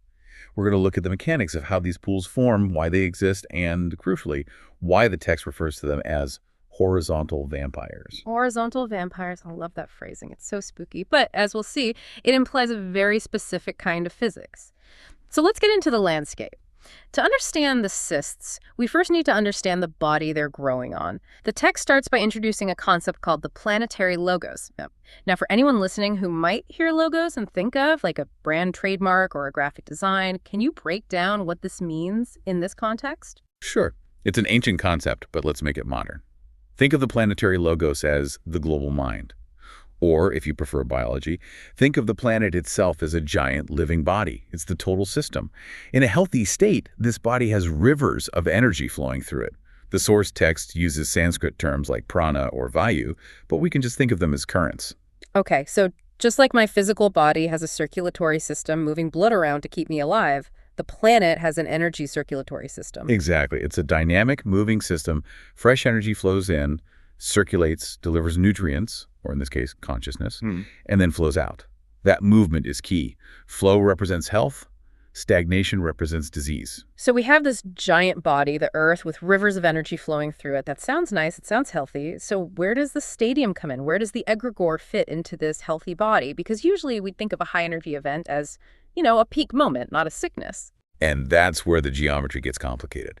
The source material defines the macro egregore, that massive energy ball at a stadium, not as a flowing river, but as a localized eddy. Or, using the more biological terms from the text, a cyst. A cyst, that is not a flattering image. A cyst is something that's blocked off, it's infected, it's gross. It is visceral, isn't it? Okay. But it's not meant to be flattering. It's meant to be descriptive of the physics. It describes a stagnant pool. Imagine a river flowing beautifully, but then in one spot, the water gets trapped in a little divot. It stops moving forward toward the ocean and just swirls around and around in a circle. Yeah. That's the stadium. That's the egregore. So how does that happen? How do we go from a flowing river to a stagnant cyst? Is it just because there are too many people in one place? A density issue? It's not just density. It's about direction. Yeah. It happens because of how we're connecting to things. The text describes individuals, you and me, as vertical pipes. In our natural state, our healthy state, we have a vertical connection to the source of this energy. We're conduits bringing fresh energy down from the sky to the earth, so to speak. Okay, let me picture this. So I'm a pipe. I'm supposed to be channeling energy vertically, like I'm an antenna. Right? You're an active conduit. Yeah. But when thousands of these vertical pipes gather in one place, something shifts in the geometry. Instead of channeling that energy vertically, they all start leaking their energy into the same spot simultaneously. They start broadcasting sideways. They look at each other rather than looking up or within. So we stop looking up and down, and we start looking left and right. We're all just dumping our energy onto the floor at the stadium. Precisely. And this is the key geometric insight the author makes. The people have a vertical axis. They're connected to the source. But the egregore they create, that massive crowd energy, only has a horizontal axis. It's flat. It's flat. It is two-dimensional. It's a puddle on the floor. The text explicitly says, the people provided the water, consciousness, but the puddle has no fountain of its own. It just sits there, evaporating and getting salty. That is such a powerful image, evaporating and getting salty. It explains why, after a huge event, the energy can feel kind of sticky or heavy. You know that feeling. You leave a massive concert or a huge rally and you feel drained, not filled up. You feel kind of brined. That's the salt. Yeah. It's not fresh water anymore because it's not moving. It has become stagnant. And this leads us to the next layer of the analysis. We've talked about the body of the planet, the rivers and the cysts, but the text also uses a psychological model. It shifts the metaphor from the body to the mind. Right, because the planetary logos isn't just a physical Earth, it's a mind. So if the planet is a thinker, what is the stadium crowd in that context? Is it a dream? Is it a hallucination? It's more like a fixed idea or a compulsive thought. Ooh, okay, I think we've all had those. That song stuck in your head, or that replay of an awkward conversation from 3 years ago. Exactly that. The text mentions a Sanskrit term, svoya, which is like a burst of insight, that aha moment where ideas flow. But the egregore is the opposite. The insight here is this. Imagine you have an obsessive thought. Maybe it's about a pirate ship. A pirate ship. Bear with me. You're obsessed with the pirate ship. You think about it all day. You visualize the sails, the cannons. Now, does that pirate ship thought have a soul? Is it alive? No, it's just a thought. It's a pattern firing in my brain. I'm giving it life by thinking about it, but it's not alive on its own. If I stop thinking about it, it vanishes. Exactly. It doesn't have a soul, but it sucks up your attention. It demands energy. The more you think it, the stronger it gets. The text argues that the macro egregore is the exact same thing, just on a planetary scale. Yeah. Planetary logos, the global mind, is having an obsessive thought called Raymond James Stadium. That is wild. So the stadium isn't an entity with its own spirit. It's a neurosis of the planet. In a way, yes. It creates a feedback loop. The text calls this talic torsion. Talic torsion. Okay, that sounds like an engineering failure. Break that down. Think of torsion as spinning or twisting tension. It's basically mass emotion spinning in a tight circle. The egregore becomes so dense with this emotion, thousands of people feeding it fear, excitement, anger, that it starts acting like it's alive. It mimics life. It mimics life, but it is actually a synthetic thought form. It creates a feedback loop without a soul. It's a robot made of emotion. Yeah. It can react, it can grow, it can even want things, but there's no ghost in the machine, just the machine. So we have a stagnant puddle on the floor, and we have an obsessive thought in the mind. Both of these metaphors point to the same thing, something that consumes energy but doesn't generate it. A closed loop. Which brings us to the most dangerous part of this dynamic, the hunger. Because closed loops, well, they run out of fuel unless they get it from somewhere else. The vampire. A horizontal vampire. The source text describes this sensation that I think a lot of people have felt but couldn't name. It talks about the mouth. Yes. It frames the experience very viscerally. It says to a conscious observer, someone who isn't swept up in the mania, the stadium feels like a mouth trying to eat them. Now, usually when we hear vampire or eating souls, we think of something evil, a villain. Is the stadium evil? No, and this is a really important distinction the text makes. It's very clear. It's not malice, it's physics. It all comes back to that difference between the vertical and the horizontal. Explain that physics. How can eating someone be just physics? Okay, imagine you are the observer. The text calls this person a Dausarī, but we'll get to that. You represent fresh water. You have that vertical connection we talked about, so you're like high-pressure water flowing through a pipe. The text calls this high-pressure Logoic value. Okay, so I'm the fire hose. I'm pressurized because I'm connected to the main supply. You're the fresh, moving water. Now look at the stadium egregore. It is the stagnant pool. It's cut off from the source. It's evaporating. It's low pressure. By the simple laws of diffusion or osmosis, where does the water want to go? From high pressure to low pressure, it wants to flow into the stagnant pool. Exactly. Nature abhors a vacuum. The stagnant pool must try to pull the fresh energy in to keep from drying up completely. It's not trying to hurt you. It's just thirsty. It's trying to survive the evaporation. That makes so much sense. So that feeling of being drained after a big crowd event isn't just psychological tiredness. It's not just because I was on my feet for 3 hours. According to this model, it's a metaphysical equalization of pressure. The salty puddle literally sucked the fresh water out of you because you were the only thing with water left. That's the theory. The horizontal vampire isn't a monster. It's a dry sponge. And the text uses even starker language to describe what this looks like to the planetary logos. It says that in the Kali Yuga, which is the age of conflict or spiritual darkness we are supposedly in, these pools get clogged. Clogged how? It compares the stadium egregore to a scab or a collection of dead skin cells. Ew! Okay, that's vivid. It is, but think about what a scab is. It's tissue that has hardened. It's consciousness that has become crusty. It has stopped moving. It stopped circulating. It's metaphysical waste that hasn't been washed away. A scab on the mind of the planet. That is evocative. But it raises a huge question. If these things are scabs or cysts or stagnant pools, what do we do? If I find myself at a game and I feel that suction, that pull to become part of the crust, how do we clean them up? Or do we just let them sit there and rot? That is the turning point of the text. It introduces the solution. Yeah. And I love this part because the solution isn't a weapon. It's not a sword. It's a cleaning crew. This is where we talk about the Dausarī. Now, usually in these kinds of spiritual texts, the protagonist is a warrior, right? A knight fighting the darkness. But the source material is very specific about this role. Yes. The Dausarī is not described as a soldier. They're described as a sanitation worker, A janitor. a cosmic janitor, or, to stick with the water metaphor, a specialized current or wave that maintains a direct pipe to the source. I love that. It takes the ego out of it. You aren't there to conquer the stadium. You're there to flush the toilet. Essentially, yes. It reframes the entire interaction. You aren't better than the crowd. You just have a different function. You're the maintenance crew. The text walks us through the interaction step by step. Imagine a Dausarī walking past the stadium. They have what the text calls an open rondra. Rondra, that refers to an aperture or an opening, specifically at the top of the head, right? A clear vertical pipe. Correct. So, step 1. The interaction begins. The Dausarī approaches the crowd. The egregore, the stagnant pool, feels that fresh water nearby. It acts according to its nature. It tries to eat the observer. That's the suction. That's that pull we talked about. Join us, be part of the crowd, chant the chant, wear the jersey. Right. It wants to pull you horizontal. It wants to integrate you into the cyst. But the Dausarī doesn't fight it, and they don't give in to it. They use a technique the text calls the Virat Rupa Inversion. The Virat Rupa Inversion. Okay, that sounds like a wrestling move, or maybe something from a sci-fi movie. What does it actually mean in this geometry? It's fascinating. Virat Rupa generally refers to a universal form or a massive cosmic shape.